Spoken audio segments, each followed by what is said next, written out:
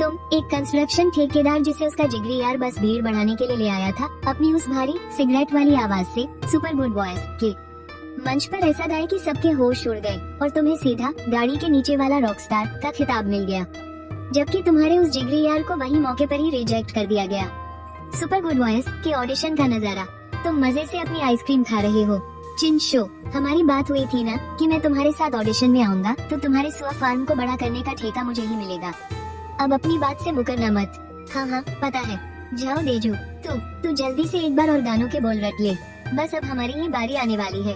चिन show का परिवार सुअर पालन का काम करता था और वो पूरे कस्बे में सबसे रईस थे, लेकिन ये बागी चिन शो सुअरों के नाम से ही चिढ़ता था। उसे तो बस एक बड़ा सिंगर बनना था। देख लेना, जब मैं एक बड़ा स्टार बन जाऊंगा ना तो तू मेरे साथ ही ऐश करना। अरे भाई, अगर तू हीरो बन गया तो अपने बाप के सुअर फार्म से 10 गुना बड़ा फार्म खोलना, उसका ठेका मैं ही लूंगा। अबे साले, जब मैं इतना बड़ा सुपरस्टार बन जाऊंगा तो मैं सुअर फार्म क्यों खोलूंगा बे? अगर सुअर नहीं पालेगा तो फिर क्या पालेगा? ऑडिशन देने आए वो सारे स्मार्ट और खूबसूरत लड़के लड़कियां तुम दोनों को बड़ी ही घिनौनी नजरों से देख रहे थे और बीच बीच में उनका मजाक भी उड़ा रहे थे। उन दोनों गवारों को तो देखो, माना कि ये सिर्फ ऑडिशन है, लेकिन शो वालों का कोई स्टैंडर्ड ही नहीं बचा क्या?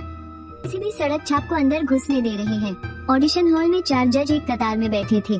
उनके चेहरे सख्त थे पर आंखों में गहरी थकान साफ दिख रही थी। इस वक्त मंच पर एक लड़की गा रही थी। तभी बजर बज उठा। बस हो गया, अब आप जा सकती हैं। लेकिन सर, आपने अभी मेरा आगे का गाना तो सुना ही नहीं। ये मेरी एक खास टेक्निक है जिसमें मैं, बाहर निकालो इसे। सफेद बालों वाले जज ने अपना सिर पकड़ लिया। उनके हाथ बुरी तरह कांप रहे थे। डायरेक्टर साहब, कैमरा कट करो, हम 3 मिनट का ब्रेक ले रहे हैं, फिर शुरू करेंगे। दूसरे जज यीफेंग ने देखा कि सीनियर आर्टिस्ट चेन बोसोंग सर का तो जैसे दिमाग ही फटने वाला है। उन्होंने तुरंत शो को कुछ देर के लिए रुकवा दिया। लेंगबा ने जल्दी से अपने बगल में बैठे चेन सर को पानी की बोतल दी। सर, आप प्लीज शांत हो जाइए, ऑडिशन ही तो है। ऐसे अजीबोगरीब नमूने तो आते ही रहते हैं, आपको इन पर इतना ध्यान देने की जरूरत नहीं है। मैं ठीक हूँ लेंगबा, बस मुझे थोड़ी देर सांस लेने दो। चेन बोसोंग ने निराशा से अपना सिर हिलाया। हालांकि उन्होंने खुद को पहले ही मानसिक रूप से तैयार कर लिया था, लेकिन फिर भी इन नमूनों के अत्याचार को सहना उनके बस की बात नहीं थी। लाइव स्ट्रीम देख रहे दर्शक तो हंस हंस कर लोटपोट हो रहे थे। बाकी लोग गाना गाकर पैसे मांगते हैं, यहाँ के कंटेस्टेंट तो गाना गाकर लोगों की जान ही ले रहे हैं। इसी बीच जजों के ब्रेक लेने की वजह से शो वालों ने कैमरा सीधा वेटिंग एरिया की तरफ घुमा दिया। वहाँ का नजारा तो देखने लायक था। कोई रियाज करके अपना गला साफ कर रहा था, कोई मोबाइल में गेम खेल रहा था, तो कोई अपना मेकअप थोपने में लगा था। और आखिरकार कैमरा जमीन पर बैठे तुम दोनों पर आकर टिक गया। एक छपरी पंक रॉकस्टार और दूसरा पुराने जमाने का मजदूर। तुम दोनों की ये जोड़ी ही अपने आप में एक अजूबा थी। तुम लोग लाइव स्क्रीन पर आ चुके थे, लेकिन तुम्हें इस बात की भनक तक नहीं थी और तुम अभी भी अपने ख्याली पुलाव पकाने में मस्त थे। तुझे बात समझ में क्यों नहीं आती? अबे, जब मैं बड़ा सुपरस्टार बन जाऊंगा ना तो मैं सुअर नहीं चराऊंगा और तुझे भी ये ईंट पत्थर नहीं ढोने पड़ेंगे। लेकिन तुम, जिसे यहाँ जबरदस्ती घसीट कर लाया गया था, एकदम कंफ्यूज बैठे थे। चिन शो, मुझे तो अभी भी यही लगता है कि सुअर पालना ही तेरी पर्सनैलिटी पर ज्यादा सूट करता है। बकवास बंद कर, मैं पक्का सेलेक्ट हो जाऊंगा। अरे, स्टार बनने में ऐसा क्या रखा है? बस ख्याली पुलाव पकाना छोड़ दे। सच कहूँ तो चिन शो, तेरी इस पटी हुई आवाज के साथ तो सुपर वॉइस में गाने आ गया। पागल हो गया है क्या तू? चिन शो गहरी सोच में पड़ गया। कोशिश करके देख लेते हैं यार, क्या पता जज भी पागल ही हो। पफ पानी पीने जा रहे चेन बाइसोंग ने सीधे पानी बाहर थूक दिया। ये तो बिल्कुल ही पागलपन है यार। क्या इन्होंने इस स्टेज को कोई पब्लिक टॉयलेट समझ रखा है? बाकी के 3 जजों का हाल भी कुछ खास अच्छा नहीं था। लेंगबा हंसते हंसते लोटपोट हो गई। उसके पेट में दर्द होने लगा और आंखों से आंसू छलक आए। लाइव शो देख रही ऑडियंस भी हंस हंस कर पागल हो रही थी। एक ही पल में स्क्रीन पर ढेरों कमेंट्स की बाढ़ आ गई। क्या ये दोनों जोकर शो वालों ने बुलाए हैं? ये छोटे बालों वाला लड़का क्या अभी कंस्ट्रक्शन साइट से ईंटें उठाकर सीधा यहीं आ गया है? अरे यार, तू कोई और ढंग का काम क्यों नहीं कर लेता? तुझे बस गाना ही क्यों है? अगर तेरा कॉलेज में एडमिशन नहीं हो रहा तो घर जाकर अपने पापा के साथ सुअर पालने का काम कर लेना, वो भी कोई बुरा नहीं है। देख, सुअर पालना भी एक बढ़िया बिजनेस है। इसे बड़ा कर और एक बड़ा सा साम्राज्य बना ले। मुझे तो लगता है कि तेरे पापा भी यही चाहते हैं। पिछली बार उन्होंने तुझे इसी के बारे में एक खास किताब भी तो खरीद कर दी थी, है ना? क्या नाम था उसका? हाँ, मादा सुअर की डिलीवरी के बाद की देखभाल। सही कहा ना? खाक सही। मुझे बस गाना पसंद है। मैं तो एक बड़ा स्टार बनने वाला हूँ। अबे, कोई शरीफ इंसान गाना गाता है क्या? पूरे देश में चल रहे लाइव शो की स्क्रीन पर कमेंट्स की झड़ी लग गई। माहौल एकदम मजेदार हो गया था। क्या मैं कोई नकली सुपर वॉइस शो देख रहा हूँ? ये तो कोई कॉमेडी शो लग रहा है। तभी एक स्टाफ मेंबर की आवाज गूंजी, कंटेस्टेंट नंबर 801, आपका परफॉर्मेंस शुरू होने वाला है। जिंदगी के फलसफे पर चर्चा कर रहे तुम दोनों अचानक से अपनी जगह से उछल पड़े और गिटार पकड़कर सीधा ऑडिशन रूम की तरफ भागे। नमस्ते जज साहब, मेरा नाम चिन शो है। हम जो गाना गाने वाले हैं उसका नाम है मादा स्वर की डी। अरे नहीं, वो क्या था? जेबाऊ पफ पफ। लिंगबा ने अपना मुंह छिपा लिया। वो हंसते हंसते कांप रही थी। ओफो, अब और नहीं, हंसने से मेरी आंखों का मेकअप खराब हो रहा है। तू माइक के पास गया, अपनी आइसक्रीम चाटते हुए बोला, एक वक्त था जब हम। हाँ हाँ, बिल्कुल सही। डिलीवरी के बाद हम। चिन शो की हिम्मत हमेशा से ही थोड़ी कमजोर रही थी। वैसे तो उसने अकेले ही इस शो में हिस्सा लिया था, लेकिन जैसे ही उसकी बारी आने वाली थी वो डर के मारे कांपने लगा। इसलिए उसने मिन्नतें करके तुझे अपने साथ हौसला बढ़ाने के लिए खींच लिया। आखिर तू तो पक्के वाला गीत है ना, जिसे डर का मतलब ही नहीं पता। परफॉर्मेंस शुरू होने वाला था। चिन शो ने जबरदस्ती गिटार तेरे हाथों में थमा दिया। अब तेरे एक हाथ में गिटार था और दूसरे हाथ में आइसक्रीम। चिन शो तो बस हक्का बक्का रह गया। अबे, ये अभी तक आइसक्रीम क्यों खा रहा है? गई भैंस पानी में। तभी जज ही फैंग ने कहा, कंटेस्टेंट, क्या गाना शुरू करने से पहले तुम्हें अपनी आइसक्रीम फेंक नहीं देनी चाहिए? या फिर तुम सीधे स्टेज से नीचे जाकर अपनी आइसक्रीम ही खा लो? उसे लगा कि तुम लोग जजों की इज्जत नहीं कर रहे हो, इसलिए उसकी आवाज में थोड़ा गुस्सा और कड़कपन था। तूने बड़े ही आराम से इधर उधर देखा, पर तुझे कोई कूड़ेदान नहीं मिला। और वैसे भी ये अभी इतनी सारी बची थी, इसे फेंकना तो सच में बुरा लगता यार। बड़ी मुश्किल से तो तूने चिन शो से पार्टी ली थी। फिर तू छोटे छोटे कदम बढ़ाते हुए दौड़कर जजों की टेबल के पास पहुंच गया और अपनी आंखें साफ कर रही लिंगबा की तरफ आइसक्रीम बढ़ाते हुए बोला, क्या आप थोड़ी देर के लिए इसे पकड़ लेंगी प्लीज? लिंगबा ने भी बिना सोचे समझे वो आइसक्रीम अपने हाथ में ले ली। उसके चेहरे पर बेहद हैरानी वाले भाव थे। मैं कौन हूँ, मैं कहाँ हूँ, और मैं ये क्या कर रही हूँ? और सबसे बड़ी बात, ये आइसक्रीम तो पाइनएप्पल फ्लेवर की थी। उफ, ये लाजवाब खुशबू। खाने पीने की इतनी बड़ी शौकीन होने के नाते लिंगबा ने बड़ी ही शर्मिंदगी के साथ अपने मुंह में आया पानी गटक लिया। ये फैंग फटी फटी आंखों से तेरी इस अजीब सी हरकत को देख रहा था। वो तो ये तक भूल गया कि उसे बोलना क्या था।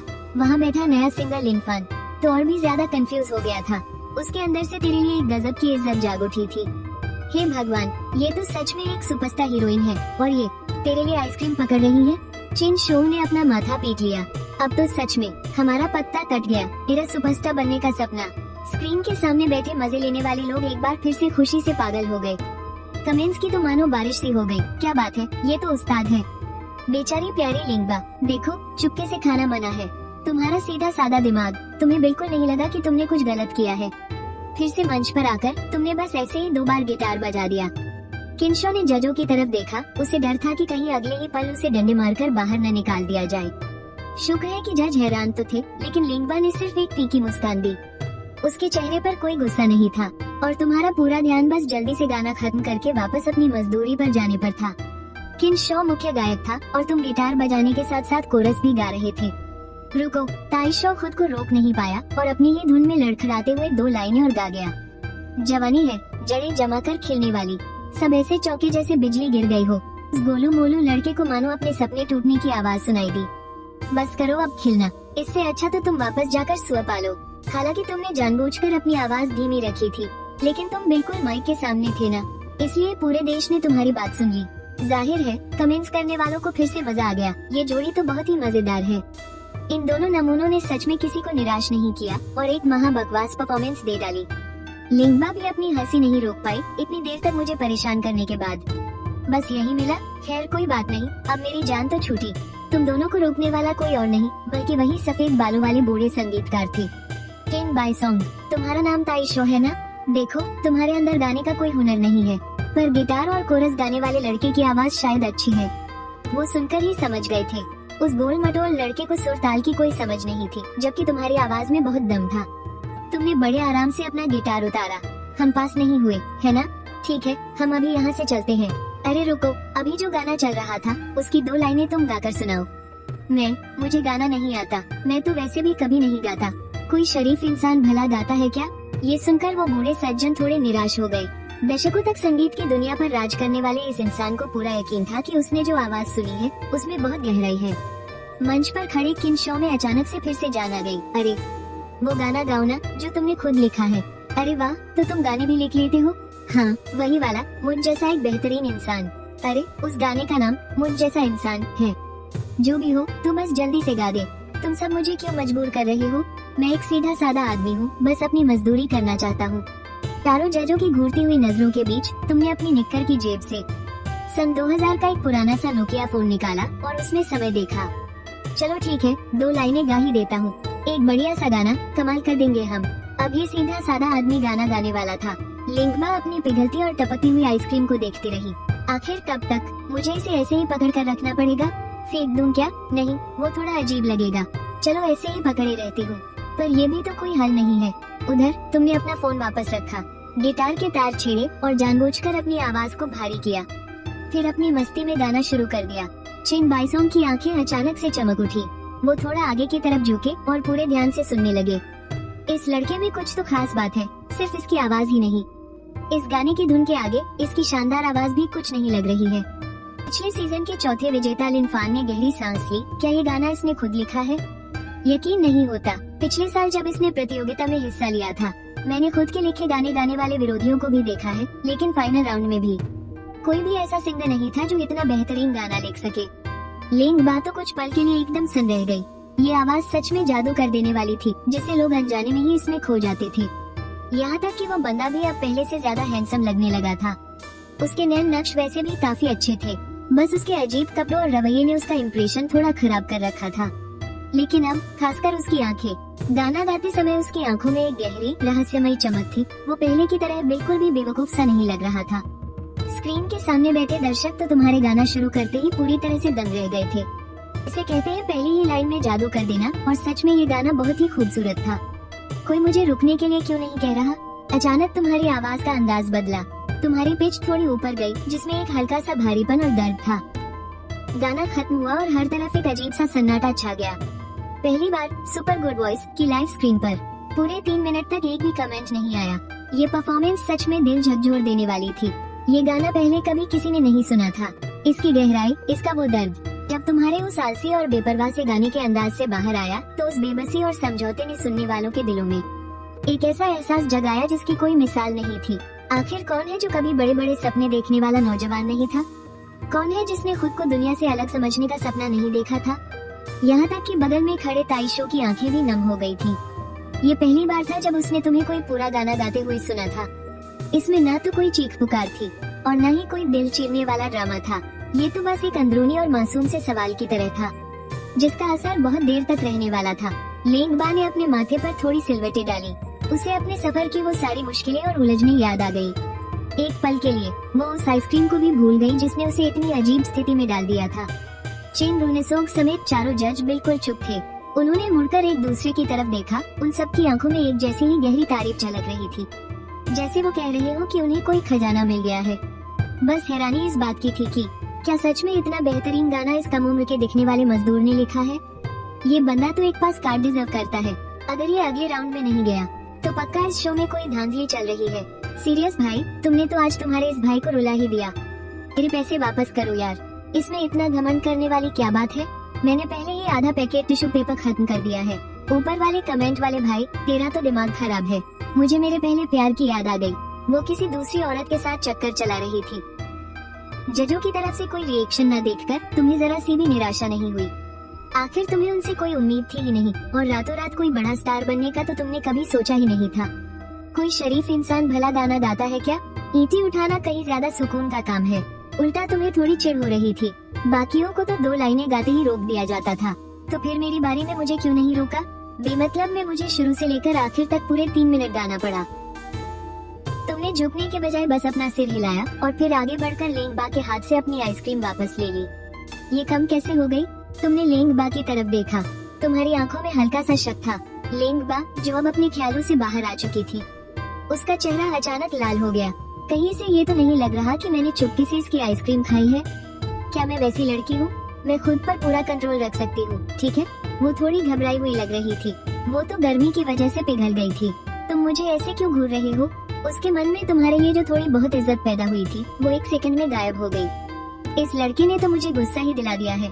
तुमने फिर से लिंगबा पर एक नजर डाली और मन ही मन सोचा, ये तो इतनी बड़ी स्टार है, ऐसा तो नहीं हो सकता कि इसके पास एक आइसक्रीम खरीदने के भी पैसे ना हो। और फिर तुम मुड़े और ताइशो को खींचते हुए स्टेज से नीचे उतरने लगे। कंपटीशन में आगे बढ़ने के बारे में तुमने तो ऐसा कुछ सोचा ही नहीं था। इन गर्मियों की छुट्टियों में तुम बस एक शान से काम करने वाले मेहनतकश मजदूर थे। स्क्रीन पर कमेंट्स में लोग लेंग बा के छुप कर खाने का मजाक उड़ाने लगे। तमाशा देखने वालों में तो जैसे नई जान आ गई थी। ताइशो, जिसे स्टेज से नीचे खींच लिया गया था, उसका दिल भी अफसोस से भर गया था। वो जानता था कि उसमें कोई हुनर नहीं है, पर यार तुमने तो सच में बहुत ही कमाल का गाया था। जजों ने कोई रिएक्शन क्यों नहीं दिया? असल में बात ये थी कि शुरू में तो सारे जज गाना सुनने में बिल्कुल खो गए थे, और बाद में जब तुमने लेंगबा को छुपकर खाते हुए रंगे हाथों पकड़ा तो उन्हें समझ ही नहीं आया कि हंसे या रोए। वो लोग अभी कुछ फीडबैक देने ही वाले थे कि तुम तो वहाँ से सीधे ही चल दिए। ये फैंग और लिन फैंग तो बिल्कुल हक्के बक्के रह गए थे। अरे छोटे बालों वाले लड़के, क्या जबरदस्त गाते हो तुम। तुम्हें खुद इस बात का कोई अंदाजा नहीं है क्या? चेन बोसोंग भी मुस्कुराए बिना नहीं रह सके। उन्होंने अपना हाथ बढ़ाया और मेज पर रखा अपना पास कार्ड उठाकर हवा में लहरा दिया। जरा रुको, तुमने बहुत अच्छा गाया है और गाने के बोल भी बहुत बेहतरीन लिखे हैं। बधाई हो, तुम मेन कंपटीशन के लिए सिलेक्ट हो गए हो। और तुम बस अपनी आइसक्रीम चाट रहे थे। तुम सोच रहे थे इस बुड्ढे को क्या परेशानी है, क्या ये मेरा काम करने का टाइम बर्बाद नहीं कर रहा? ताइशो ने जब तुम्हें वहाँ बुद्ध बने खड़े देखा तो वो खुशी से उछलता हुआ गया और उसने वो पास कार्ड पकड़ लिया। वो खुशी से बड़बड़ा रहा था, झाओ देजू तो अब फेमस हो गया है, अब इस बाप को सुअर नहीं पालने पड़ेंगे। उधर तुम अपने घर लौट आए, तभी अचानक सिस्टम की आवाज गूंजी, होस्ट को पास कार्ड मिलने पर बहुत बहुत बधाई। कृपया होस्ट सिस्टम को खुद से कनेक्ट करें। माना कि तुम्हारा दिमाग थोड़ा धीमा चलता है, पर तुम्हें समझ आ गया कि इस सिस्टम से तुम किसी दूसरी दुनिया के गाने और कहानियाँ खरीद सकते हो। लेकिन इसके लिए तुम्हें पैसे या पॉइंट्स नहीं देने थे, बल्कि तुम्हें अपना आईक्यू यानी अपनी आंखें खर्च करनी पड़ेगी। तुम थोड़े हिचकिचाए। तुमने देखा कि सिस्टम में तुम्हारा आईक्यू लेवल सिर्फ 87 पॉइंट था। अगर मैंने इस बकवास सिस्टम को कनेक्ट कर लिया तो मेरे पास जो थोड़ी बहुत आंखें बची है, कहीं वो भी ना चली जाए। लेकिन सिस्टम ने बताया कि अगर तुम उसके दिए हुए टास्क पूरे करोगे तो इनाम में तुम्हारा आईक्यू बढ़ाया जाएगा। कृपया host super good voice show में अपने खुद के लिखे गानों के साथ हिस्सा ले और टॉप 10 में अपनी जगह बनाएं। इनाम के तौर पर 20 आईक्यू पॉइंट्स दिए जाएंगे। तुमने उस पास कार्ड को खोला और देखा कि नेशनल कंपटीशन के टॉप 5 विजेताओं के लिए क्या इनाम रखा गया है। 10 लाख, 6 लाख और 4 लाख। चलो ठीक ही है, अगर इससे मेरा दिमाग तेज हो सकता है तो कल से मैं भी एक चालू और चालाक इंसान बनूंगा। अब तुम्हें अच्छे से समझ आ गया था कि आगे क्या करना है। क्या करना है? बस गाने ही तो गाने हैं, स्टार बनना, एल्बम निकालना और रियलिटी शोज में जाना। कुल मिलाकर ये सब थोड़ा बोरिंग सा लग रहा था। मजदूरी करने और ईंटें ढोने में जो मजा है वो इसमें कहाँ। तभी आवाज आई, होस्ट को स्टार्टर पैक मिलने पर बधाई। पैसिव स्किल, आसमान, जमीन और हवा, सबकी बोलती बंद करने की कला। तुमने सोचा ये भला क्या बवाल है। उसके बाद तुमने सिस्टम के स्टोर में गानों की कीमत देखी तो तुम्हारा सिर ही चकरा गया। एक गाने की सबसे कम कीमत 5 आईक्यू पॉइंट है। अरे बाप रे, इतनी मेरी औकात ही नहीं है। अचानक तुम्हें डर लगने लगा कि टॉप 10 में पहुंचने से पहले ही कहीं तुम्हारा दिमाग एक चिंपैंजी जैसा ना हो जाए। तुम जितना सोचते तुम्हारा दिमाग उतना ही उलझता जाता और फिर जल्दी ही तुम गहरी नींद में सो गए। अरे नींद तो समझदार लोगों की उड़ती है, पागलों जैसी सुकून की नींद तो दुनिया में किसी को नहीं आती। रात गहरी हो चुकी थी लेकिन इंटरनेट पर हलचल तेज हो गई थी। आखिर वीकेंड का जो टाइम था, अपन कल काम पे नहीं जाएगा। सुपर गुड वॉइस सीजन 6 के ऑडिशन के पहले दिन के बाद शो में तुम्हारे परफॉर्मेंस का वीडियो वीवो की हेडलाइन बन गया था, सीधे ट्रेंडिंग लिस्ट में छा गया था। रातों रात तुम्हारा वीडियो पूरे देश में वायरल हो गया। जो भी लोग इस शो को फॉलो करते थे उन सबको पता चल गया था कि वेस्टर्न जोन में एक सीरियस ब्रो आ गया है।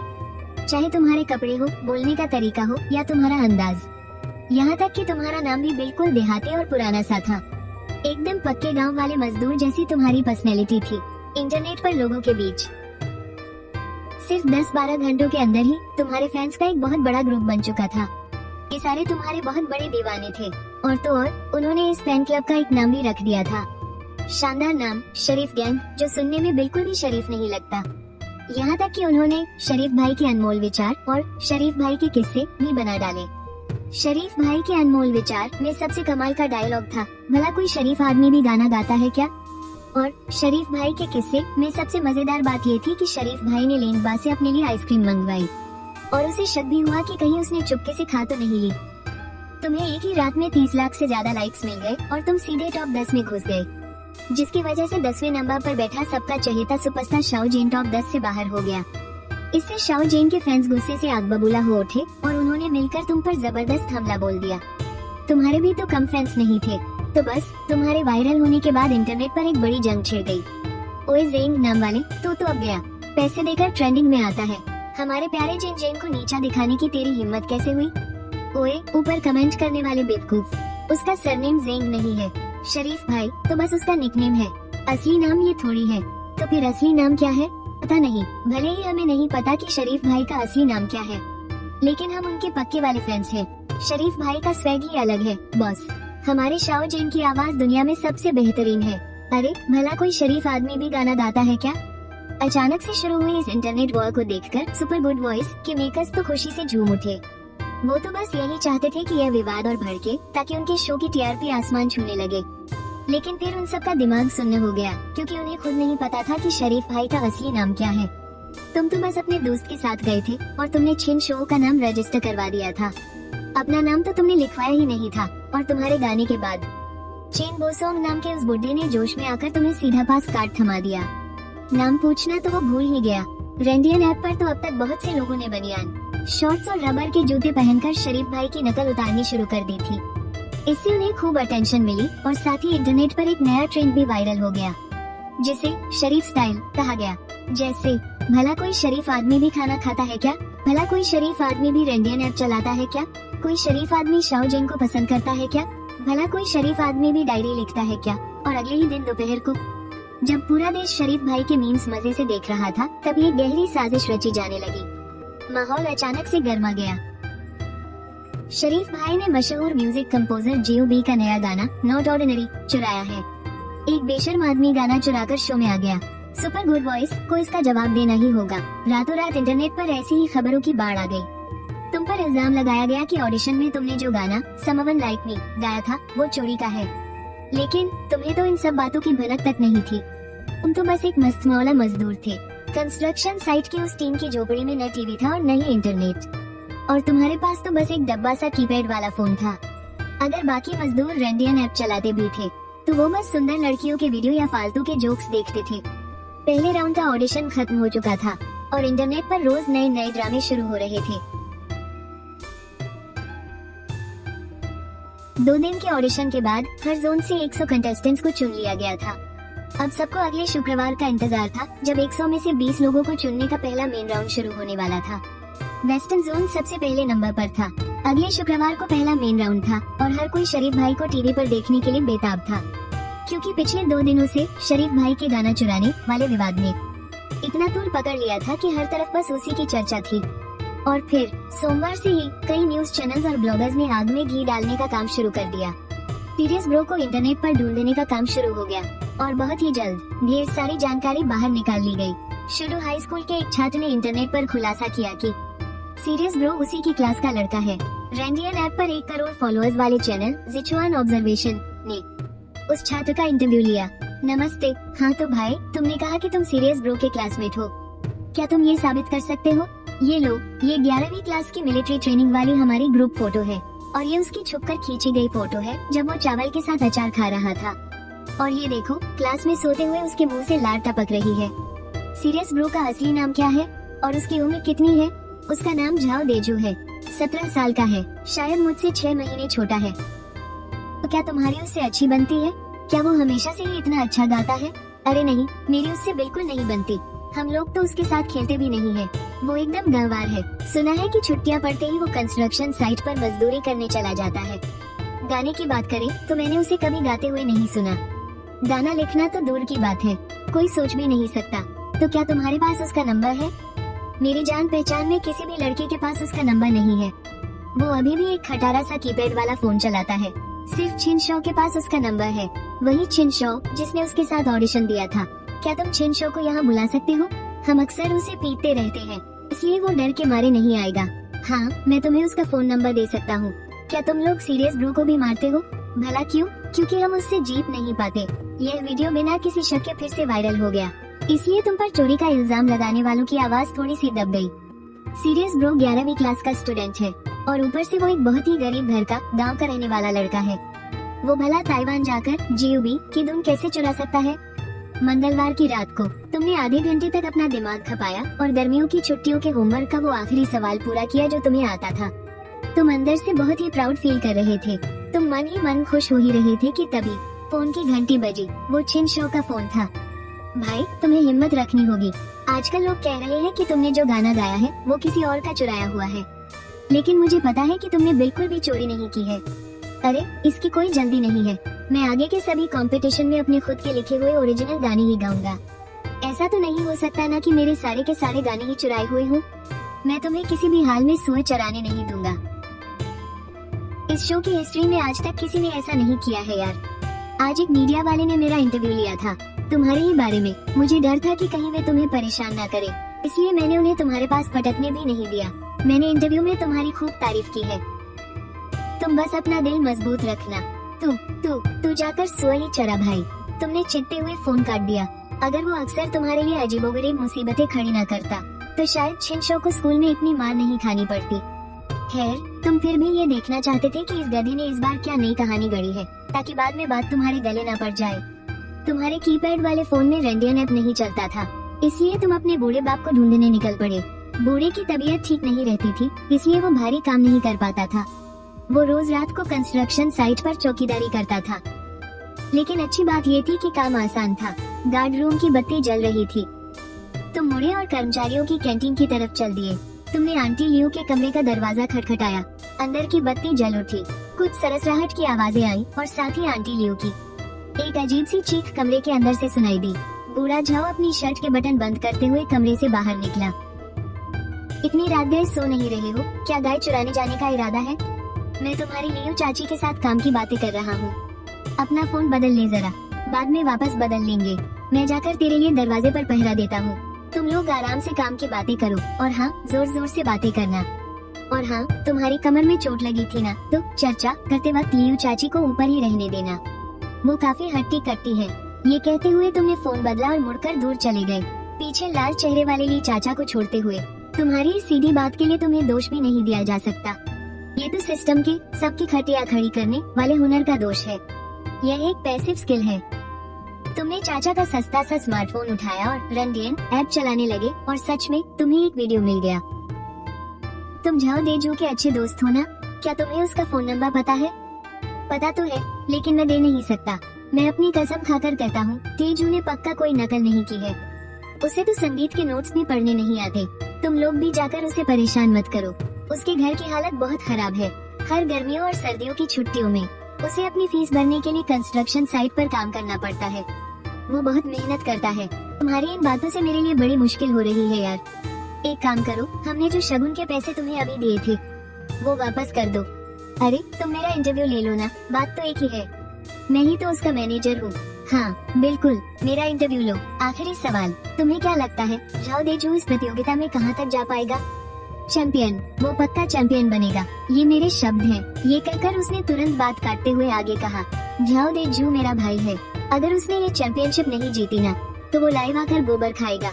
अब ये दावा कितना बड़ा है ये तो मैं नहीं कहूँगा, बल्कि इसमें से बदबू भी आ रही है। सीधा चैंपियन। 6 बार जो चैंपियन बनी थी उसके परिवार की संपत्ति 1 अरब से भी ज्यादा है। पूरी फैक्ट्री के कर्मचारियों ने मिलकर उसे वोट दिया था, यहाँ तक कि उसके लिए खास तौर पर एक टैलेंट एजेंसी भी खोल दी गई। क्या मेरे पास ऐसा कुछ है?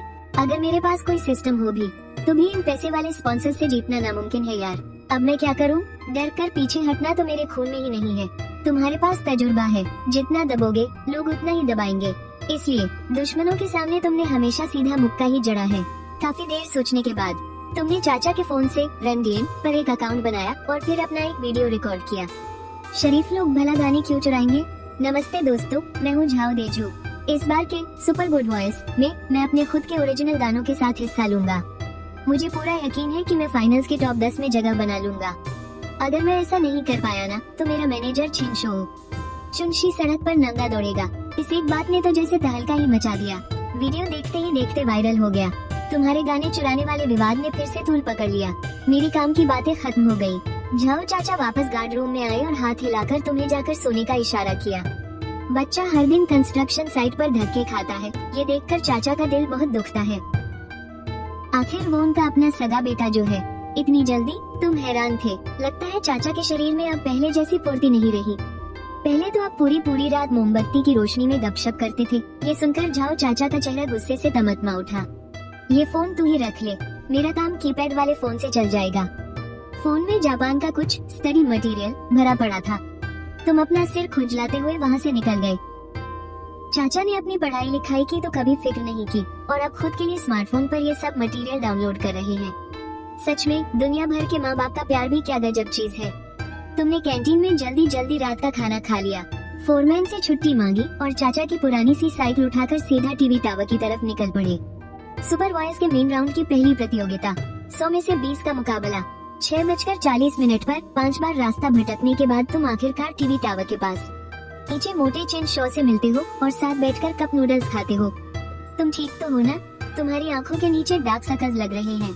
खूब, कुछ नहीं, आजकल रात भर जागकर पढ़ाई कर रहा हूँ। चिन शॉ का चेहरा गंभीर हो गया। ये बंदा तो पहले से भी ज्यादा बुद्धू लग रहा है। भाई, तू फेमस होने वाला है। अब खाक पढ़ाई करेगा पेट पूजा करने के बाद। तुम और चिन शॉ टीवी टावर के अंदर जाने लगे, लेकिन तभी एक गार्ड ने तुम्हें रोक लिया। पैसे मांगने हैं तो उस पुलिया के नीचे जाओ। भैया, हमें पैसे नहीं चाहिए, हम यहाँ कंपटीशन के लिए आए हैं। अरे खाक कंपटीशन, नाम और आईडी बताओ। झाओ देजू, 17 साल।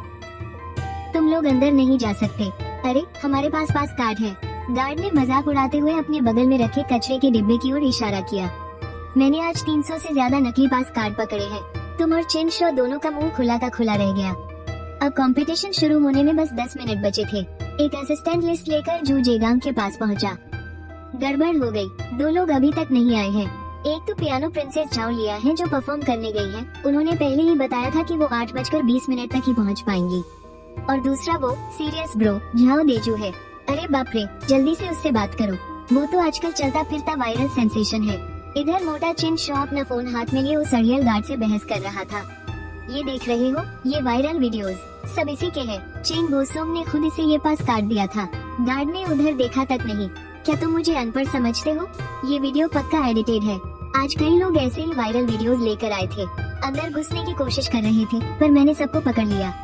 आखिर मैं हूँ ही इतना तेज। लिस्ट में नाम नहीं है तो अंदर नहीं जा सकते। चिन शॉ के पास अब कोई जवाब नहीं था। थोड़ी दूर एक पत्थर पर बैठे तुम सिर खुजाते हुए बिल्कुल बुद्धू लग रहे थे।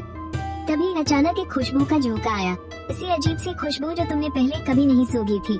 दूध जैसी मिठास के साथ हल्की हल्की फूलों की महक। सनग्लासेस और मास्क लगाए एक लड़की तुम्हारे पास आकर खड़ी हो गई। तो सच में तुम ही हो सीरियस ब्रो? क्या तुम अंदर नहीं जा पा रहे हो? कोई और तरीका आजमा कर देखो। वो देखा, वो डिलीवरी वाला जिसे गार्ड ने अंदर जाने दिया, तुम्हें ये इशारा देकर झाओ लिया टीवी स्टेशन के गेट से अंदर चली गई। पता नहीं क्यों तुम्हें यूँ पत्थर पर बैठे देखकर उसे बड़ा मजा आ रहा था। ये तो वीडियो से भी ज्यादा बुद्धू लग रहा है असली में। उधर झाओ लिया के फोन की स्क्रीन पूरी तरह से तुम्हारी ही अजीबोगरीब और फनी वीडियो से भरी पड़ी थी। पर सबसे खास बात ये थी कि झाओ लिया को तुम्हारा वो गाना मेरे जैसा इंसान सच में बहुत पसंद आया था। वो गाना सीधा उसके दिल को छू गया था। दूसरों की नजरों के लिए मत जियो, बस अपने दिल की सुनो। उस प्यारी सी महक वाली लड़की को टीवी स्टेशन के अंदर जाते हुए देखने के बाद तुमने अपने स्लो दिमाग के घोड़े दौड़ाए और कुछ देर तक सोचते रहे। तब जाकर तुम्हें उस लड़की के इशारे का मतलब समझ आया। तुमने तुरंत चिन शॉ को वापस बुलाया जो बस गार्ड से पिटने ही वाला था। तुमने उसे अपना पूरा प्लान समझाया। इसके बाद चिन शॉ ने एक डिलीवरी वाले को बुलाकर उसे 1000 रुपए थमा दिए। अब तो सब एकदम साफ था। आखिरकार तुम उस डिलीवरी वाले के कपड़े जो उतार चुके थे। चिन शॉ अभी भी थोड़ा परेशान था। तो उस सिक्योरिटी गार्ड को बेवकूफ तो नहीं समझ रहा ना, बल्कि तू तो उसे बिल्कुल अंधा ही समझ रहा है। हमने उस गार्ड के साथ 2 घंटे तक माथापच्ची की है। उसने हमारी शक्लें अच्छे से रट ली है और तू बस कपड़े बदल कर अंदर घुसने की सोच रहा है। क्या उसे बिल्कुल ही गधा समझ रखा है? अरे वो गार्ड थोड़ा बुद्धू सा है। ऐसे बेवकूफों को वैसे भी अक्सर लोगों की शक्लें याद नहीं रहती। बगल में चुपचाप खड़ा असली डिलीवरी वाला अचानक से बुरी तरह चौंक गया। उसे लगा जैसे किसी ने उसकी भारी बेइज्जती कर दी हो। शक्लें याद न रहने में क्या बुराई है भाई? क्या मैंने तेरा कुछ उधार खाया है?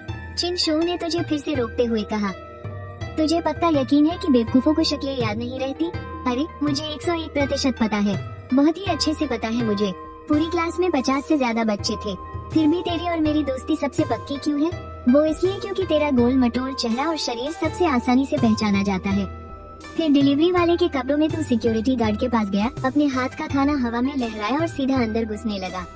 जाहिर सी बात है उसने तुझे रोक लिया। गार्ड के साथ तेरी थोड़ी बहुत बहस हुई और फिर तू सीना तानकर मजे से अंदर चला गया। अरे भैंस की आंख, ये सच में काम कर गया? ये तो बहुत ही आसान था। मुझे नहीं लगता इसे शक भूलने की बीमारी है, बल्कि ये तो पूरा अंधा है। उधर असली डिलीवरी वाले को अब और भी ज्यादा तगड़ी बेइज्जती महसूस हो रही थी। क्या मुझे सच में शकील इसलिए याद नहीं रहती क्योंकि मैं बेवकूफ हूँ? शो का मुकाबला अब आधा खत्म हो चुका था। कार्यक्रम बहुत ही शानदार चल रहा था, लेकिन दर्शक अभी भी पूरी तरह से खुश नहीं थे क्योंकि सीरियस ब्रो अभी तक स्टेज पर नहीं आया था। लाइव चैट में लोग बार बार लगातार यही पूछ रहे थे, सीरियस ब्रो अपनी परफॉर्मेंस देने कब आएगा? कुछ लोग प्यार से सपोर्ट कर रहे थे, तो कुछ नफरत करने वाले इस इंतजार में बैठे थे कि तेरी चोरी पकड़ी जाए और तेरा पर्दाफाश हो। कुल मिलाकर तो इस मुकाबले का सबसे बड़ा सस्पेंस बन गया था। सीरियस ब्रो तो शो में आया ही नहीं, लगता है उसने पक्का किसी का गाना चुराया है। सीरियस ब्रो जरूर यही होगा। सीरियस ब्रो का जलवा सबसे अलग है। सीरियस ब्रो ही चैंपियन बनेगा, वरना वो लाइव स्ट्रीम में सबके सामने गोबर खाएगा। क्या तुझे उस पोस्टमार्टम ब्रो की बातों पर यकीन है? क्या वो वही गोलू मोलू सा लड़का चिंशू है? अगली परफॉर्मेंस के लिए अब स्टेज पर झाओ लिया की बारी थी। वो अपने मेकअप आर्टिस्ट को बाय बोलकर जल्दी से स्टेज की तरफ भागने लगी। अरे तुम, अभी थोड़ी देर पहले जो हुआ उसके लिए तुम्हारा बहुत बहुत शुक्रिया। रास्ते के मोड़ वाले एक कोने में एक डिलीवरी वाला जो उकड़ू बैठकर मजे से नूडल्स खा रहा था, उसने अचानक अपना सिर उठाया। अरे तुमने मुझे पहचान लिया? झाओ लिया पूरी तरह से चौंक गई। वो डिलीवरी वाला कोई और नहीं बल्कि खुद सीरियस ब्रो था। तुम सच में डिलीवरी वाले का भेष बदलकर अंदर घुस आए? मैं तो बस मजाक कर रही थी, और इससे पहले मैंने मास्क और काले चश्मे भी पहने हुए थे। फिर तुमने मुझे कैसे पहचान लिया? भले ही मुझे लोगों की शक्लें याद नहीं रहती, लेकिन मेरी सूंघने की शक्ति बहुत तेज है। ये तीखे और मसालेदार नूडल्स खाते हुए भी मुझे तुम्हारी मीठी सी खुशबू आ गई। मुझे नहीं पता था कि दूध जैसी खुशबू वाली ये लड़की सिर्फ समझदार ही नहीं बल्कि इतनी खूबसूरत भी है। झाओ लिया भी तुम्हारे लिए बहुत खुश थी और उसके चेहरे पर एक प्यारी सी मुस्कान आ गई, बिल्कुल खिली हुई धूप जैसी मुस्कान। तुम मुस्कुराते हुए सच में बहुत अच्छी लगती हो। ये लड़का कितना सीधा और बुद्धू सा है।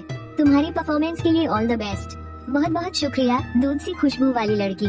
तुम इस टीवी चैनल में ही काम करती हो ना? मुझे अंदर आए हुए काफी देर हो गई है, पर किसी ने मुझसे आकर बात तक नहीं की। यार, मैं स्टेज पर गाना गाने के लिए कब जाऊंगा? जरा अपने बॉस से जाकर पूछ कर आना। मेरा ये पास कार्ड, मेरा नाम झाओ लिया है। झाओ लिया ने तुम्हारा पास कार्ड अपने हाथ में नहीं लिया और वो अपना सिर पीटते हुए मुस्कुराकर वहाँ से चली गई। ये लड़का सच में एक नंबर का पागल है। महज 16 साल की उम्र वाली पियानो प्रिंसेस झाओ लिया ने खुद पियानो बजाते हुए अपना गाना गाया और अपनी परफॉर्मेंस से वहाँ बैठे हर एक इंसान को हैरान कर दिया। सुपर वॉइस के सेट पर तालियों की गड़गड़ाहट रुकने का नाम ही नहीं ले रही थी। झाओ लिया और एक अन्य कंटेस्टेंट ने जजों से प्रमोशन मेडल जीत लिया था। वहीं 2 और लोगों को पेंडिंग मेडल मिला। उसने डायरेक्टर को खबर दे दी थी कि सीरियस भाई मैदान में आ चुके हैं। अब प्रोडक्शन टीम ने तुम्हें ढूंढ निकाला था और तुम्हें आखिरी परफॉर्मेंस ग्रुप में डाल दिया। जल्द ही तुम 9 और हैंडसम लड़कों और खूबसूरत लड़कियों के साथ स्टेज पर गए। जाहिर सी बात है, तुमने सारी लाइमलाइट चुरा ली। आखिर आज तुम जो ये पीला चोला पहने हुए थे, ऐसे में लोगों की नजर में न आना तो नामुमकिन था।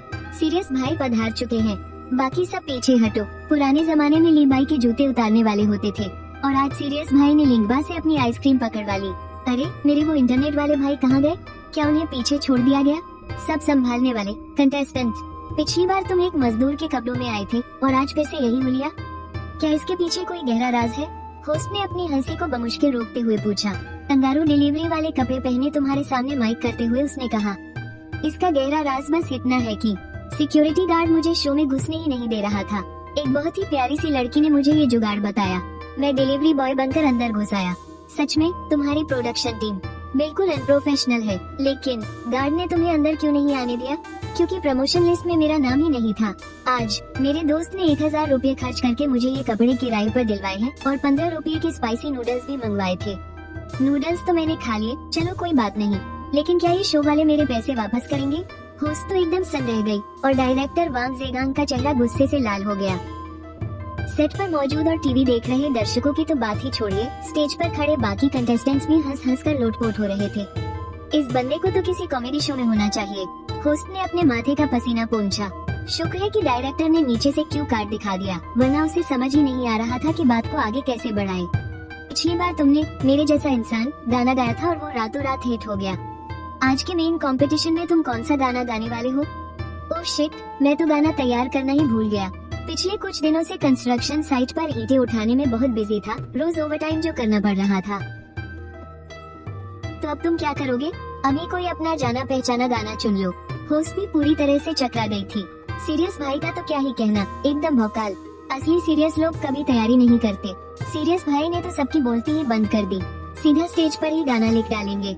असली सीरियस लोग दूसरों के गाने थोड़ी गाते हैं, सब स्टेज पर ही गाना लिखते हैं। क्या तुम्हें लगता है गाना लिखना सुसु करने जितना आसान है, जो एक हाथ से ही हो जाए? एक हाथ से गाड़ी चलाना सिर्फ नहीं होता मेरे भाई। स्टेज पर तुम्हारा दिमाग अचानक से सुन्न पड़ गया। रहने देते हैं ना, मैं वैसे भी ज्यादा गाने वाने नहीं सुनता, मुझे ज्यादा गाने याद भी नहीं है।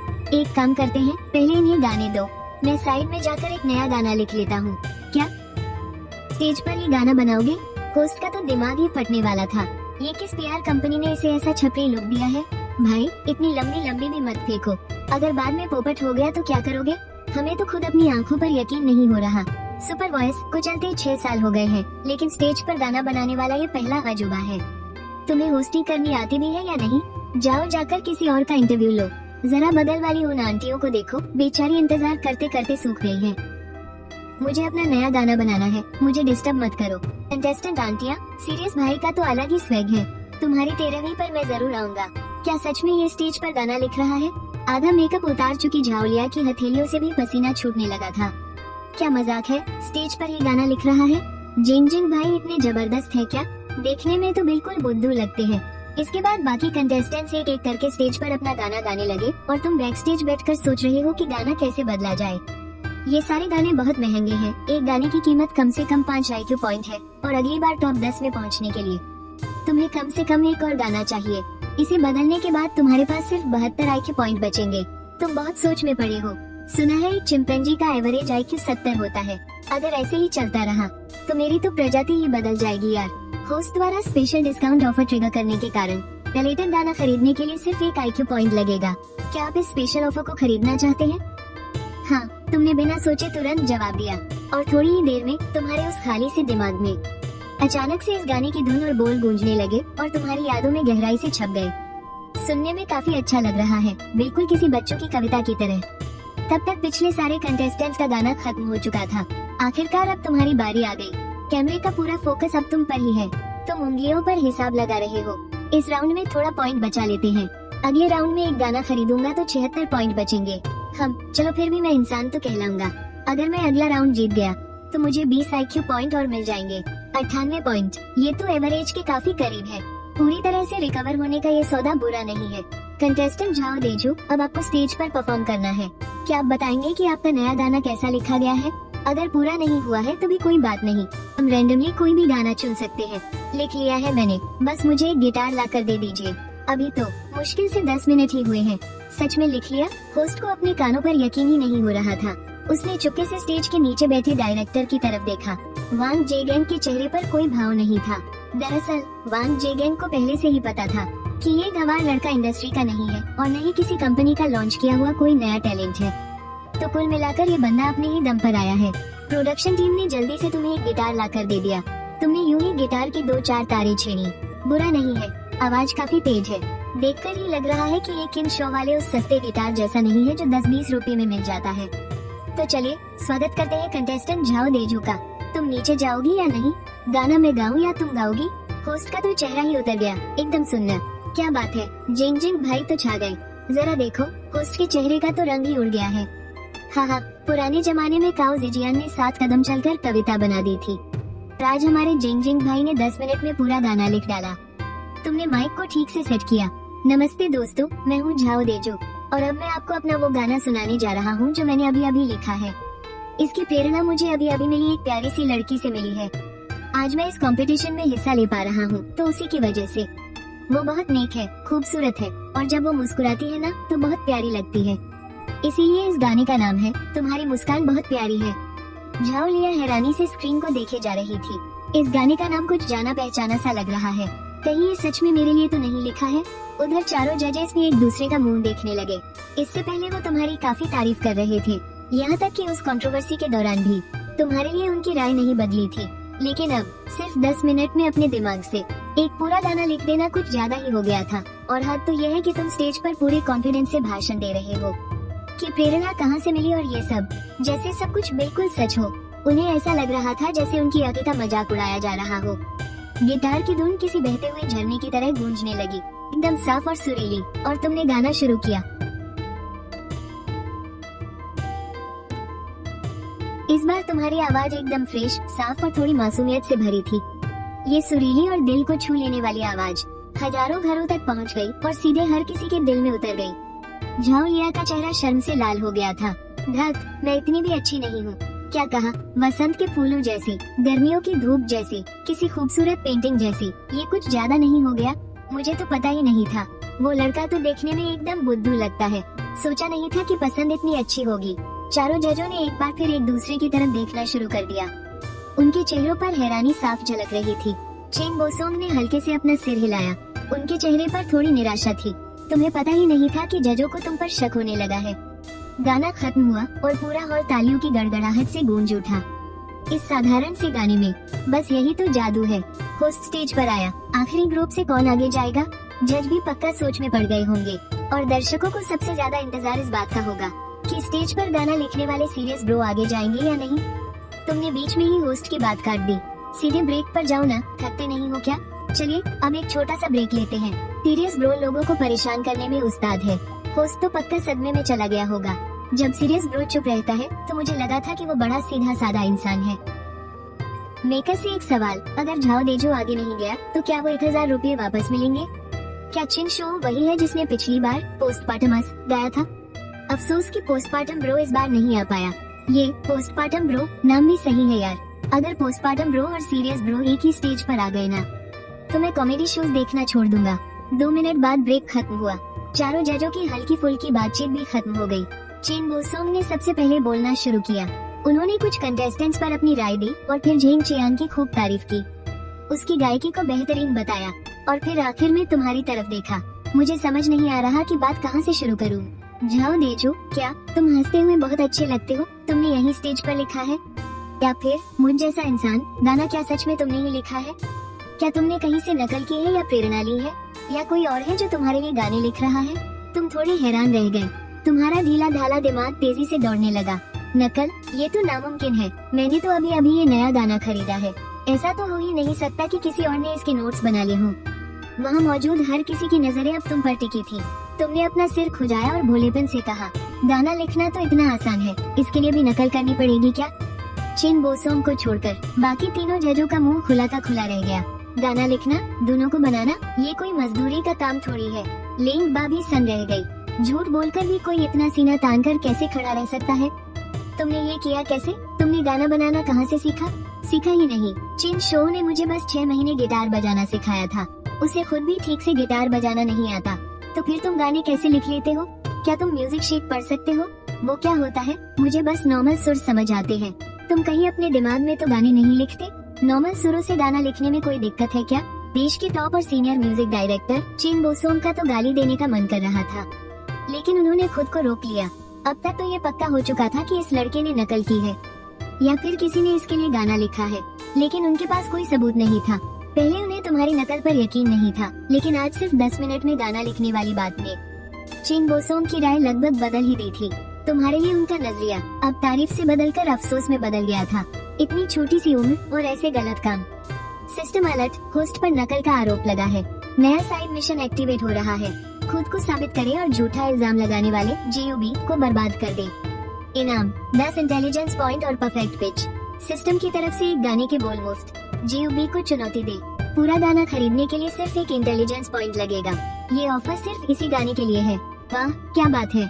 अगर ऐसा ही है तो चलो खेल को थोड़ा और मजेदार बनाते हैं। वैसे भी मेरे पास सिस्टम है। ठीक है, मैंने उसका गाना चुराया है।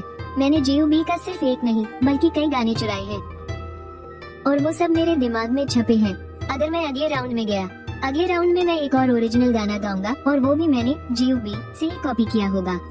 इसका क्या मतलब है? ये बंदा इतना घमंडी कैसे हो सकता है? ये तो कहीं से भी अपनी गलती मानने के मूड में नहीं लग रहा।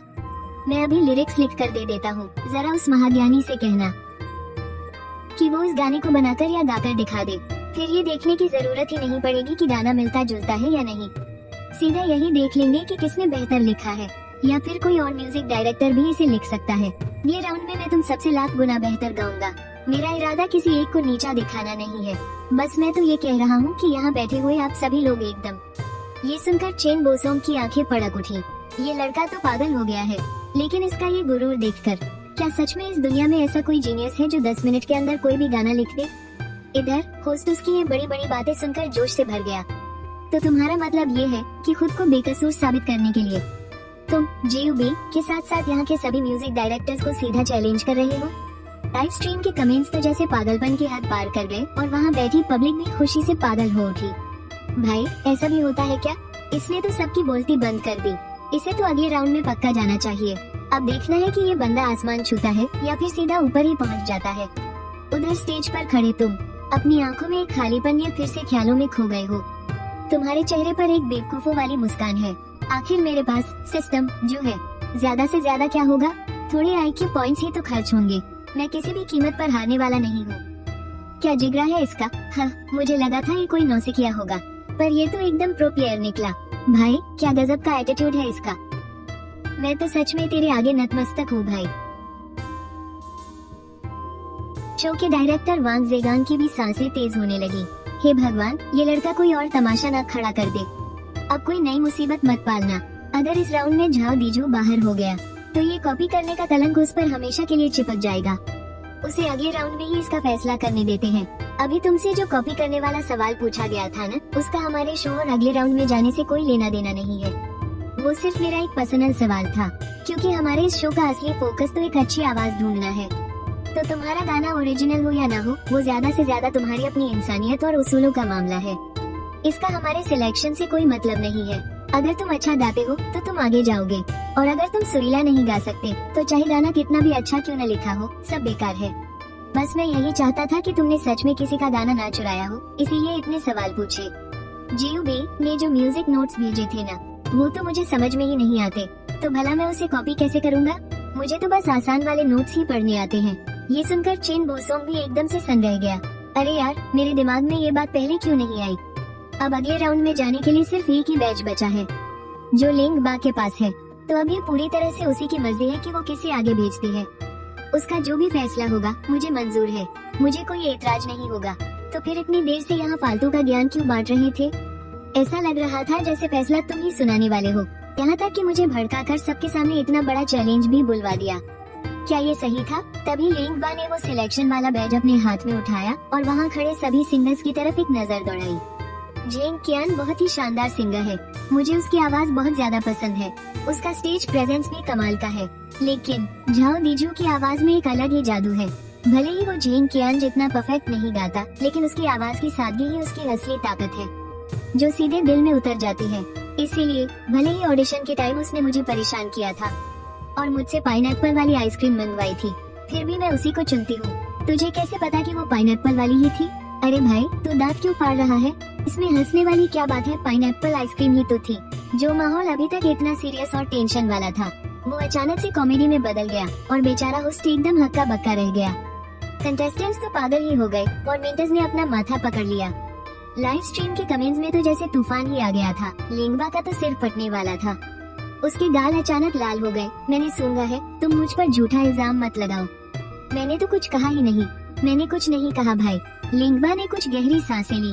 उसने जेंग चियन को प्रमोशन मेडल देने की अपनी इच्छा को जबरदस्ती रोका और तुम्हें घूर कर देखा। उसकी नजरें एकदम चाकू की तरह चुभ रही थी। फिर होस्ट ने जल्दी से तुमसे पूछा, तुम अपने अगले गाने में JUB और बाकी संगीतकारों को चुनौती देने वाले हो, तो उसके बोल क्या है?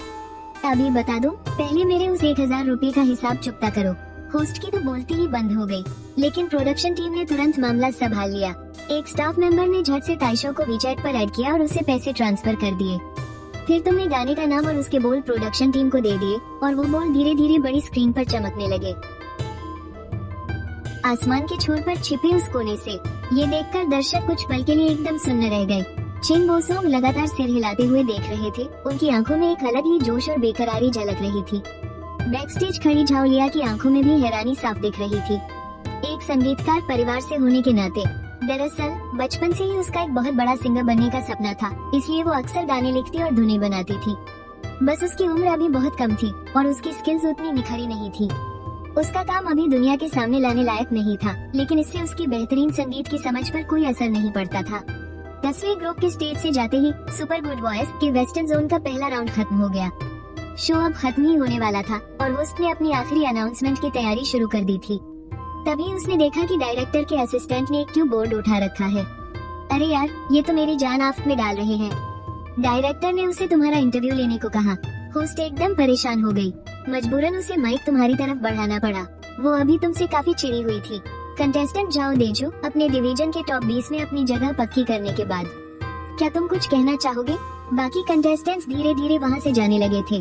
तुमने माइक पकड़ा और कुछ पल सोच विचार किया।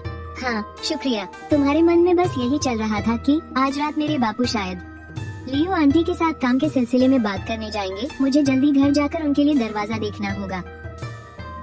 क्या तुम चेन सर और लिंगबा को थैंक यू नहीं कहोगे? आखिर उन्होंने ही तो तुम्हारी मदद की है। ऑडिशन के वक्त वो चिन बोसोंग सर ही थे जिन्होंने तुम्हें अपना ओरिजिनल गाना गाने का मौका दिया था। तभी तुम्हें उनका पास कार्ड मिल सका। और वो लिंगबा ही थी जिसने पुरानी बातें भुलाकर तुम्हें ये प्रमोशन मेडल दिया। क्या तुम उनके लिए कुछ नहीं कहोगे? क्या तुम्हारे कान खराब हैं? मैंने अभी उन्हें शुक्रिया तो कहा। अच्छा ठीक है। वैसे दर्शक तुम्हारे बारे में और जानने के लिए काफी बेताब हैं। क्या हम थोड़ी बात कर सकते हैं? तुम्हारा सपना क्या है? एक ठेकेदार बनना। तुम्हारी उम्र क्या है? क्या तुम स्कूल नहीं जाते? मैं 17 साल का हूँ और अगले साल 12वीं क्लास में जाऊंगा। जब भी छुट्टियाँ होती हैं, मैं अपनी स्कूल की फीस भरने के लिए बापू की कंस्ट्रक्शन साइट पर छोटे मोटे काम करता हूँ और साथ ही चुपके से कुछ प्रोफेशनल काम भी सीख लेता हूँ। कॉलेज में मैं सर्वेइंग और मैपिंग की पढ़ाई करना चाहता हूँ। इसके अलावा मैं अभी से मिस्त्री का काम भी सीख रहा हूँ।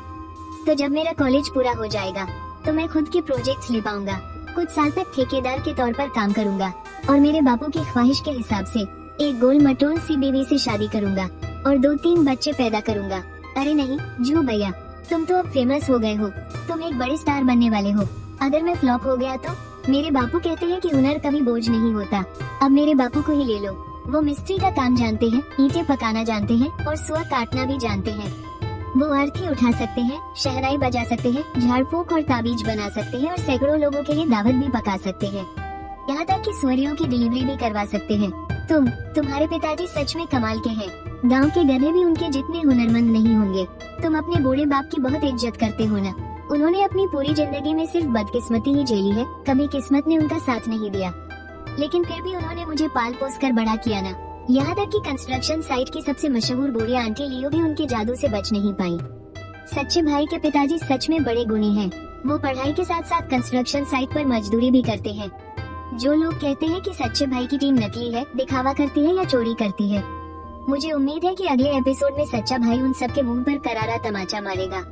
चलिए हम प्रतियोगी झाओ देजू को बधाई देते हैं और उम्मीद करते हैं कि वो अगले एपिसोड में भी हमें एक शानदार परफॉर्मेंस देंगे। डायरेक्टर साहब ने बोर्ड भी उठा लिया है। तुम्हें जल्दी खत्म करने का इशारा कर रहे हैं और तुम हो कि बक किए जा रहे हो। इतना कहकर तुम पलटे और वहाँ से चल दिए। प्रतियोगिता के बाद प्रोडक्शन टीम ने तुम्हें पकड़ लिया और तुम्हारा कॉन्टेक्ट नंबर रजिस्टर करवा लिया ताकि अगले राउंड में तुम्हें अंदर आने में फिर से कोई दिक्कत न हो। जब तुम टीवी स्टेशन से बाहर निकले तब तक बहुत रात हो चुकी थी। तुम अपनी 28 इंची पुरानी साइकिल पर बैठे और खुद ब खुद पागलों की तरह मुस्कुराने लगे। सिस्टम में मौजूदा उपलब्धियों में बढ़ोतरी हुई है। संगीत की उपलब्धि 7 पॉइंट, वैरायटी शो की उपलब्धि 4 पॉइंट। मैंने तो सोचा भी नहीं था अगला मैच जीतने के बाद मैं भी एक समझदार इंसान बन जाऊंगा और फिर एक बड़ा सुपरस्टार बनूंगा। जब मैं बहुत सारे पैसे कमा लूंगा तो उन्हें खर्च कैसे करूंगा? अरे बाप रे, ये सोचकर ही मेरे सिर में दर्द होने लगता है। झाओ लिया गाड़ी में बैठने ही वाली थी कि तभी उसने कुछ ही दूरी पर तुम्हें देखा। तुम एक खटारा साइकिल पर बैठे हुए उसी की तरफ देखकर पागलों की तरह मुस्कुरा रहे थे। ये लड़का कहीं ये तो नहीं सोच रहा कि सिर्फ मेरे लिए एक गाना लिखकर ये कुछ बड़ा तीर मार लेगा? इसके मुस्कुराने का तरीका कितना बेवकूफाना है। क्या ये मेरा इंतजार कर रहा है? कहीं ये सच में मुझे कोई मामूली स्टाफ तो नहीं समझ रहा? ये लड़का सच में बहुत सीधा है। अभी स्टेज पर हवा में दुखी होने वाला इसका वो भोलापन कहाँ गायब हो गया? खैर ये भी ठीक है। बहुत से काबिल लड़के भी मुझे देखकर ऐसे ही हो जाते हैं। न उनके कदम आगे बढ़ते हैं और न ही मुंह से कोई शब्द निकलता है। सच में मेरी जिंदगी भी बर्फ की तरह कितनी तन्हा है। झाओ लिया ने अपना मुंह चिढ़ाया और एक घमंडी मोरनी की तरह नाटक करने लगी। वो ऐसा दिखावा कर रही थी जैसे उसकी नजर तुम पर नहीं है और वो तुम्हारे पास से गुजर रही हो। जैसे ही वो तुमसे 2 मीटर की दूरी पर पहुंची, झाओ लिया ने एक प्यारी सी मुस्कान बिखेरी। सर, तुम एक हवा के झोंके की तरह पलक झपकते ही वहाँ से निकल गए। अपनी साइकिल चलाते हुए तुम झाओ लिया के बिल्कुल बगल से गुजर गए और बुदबुदा रहे थे।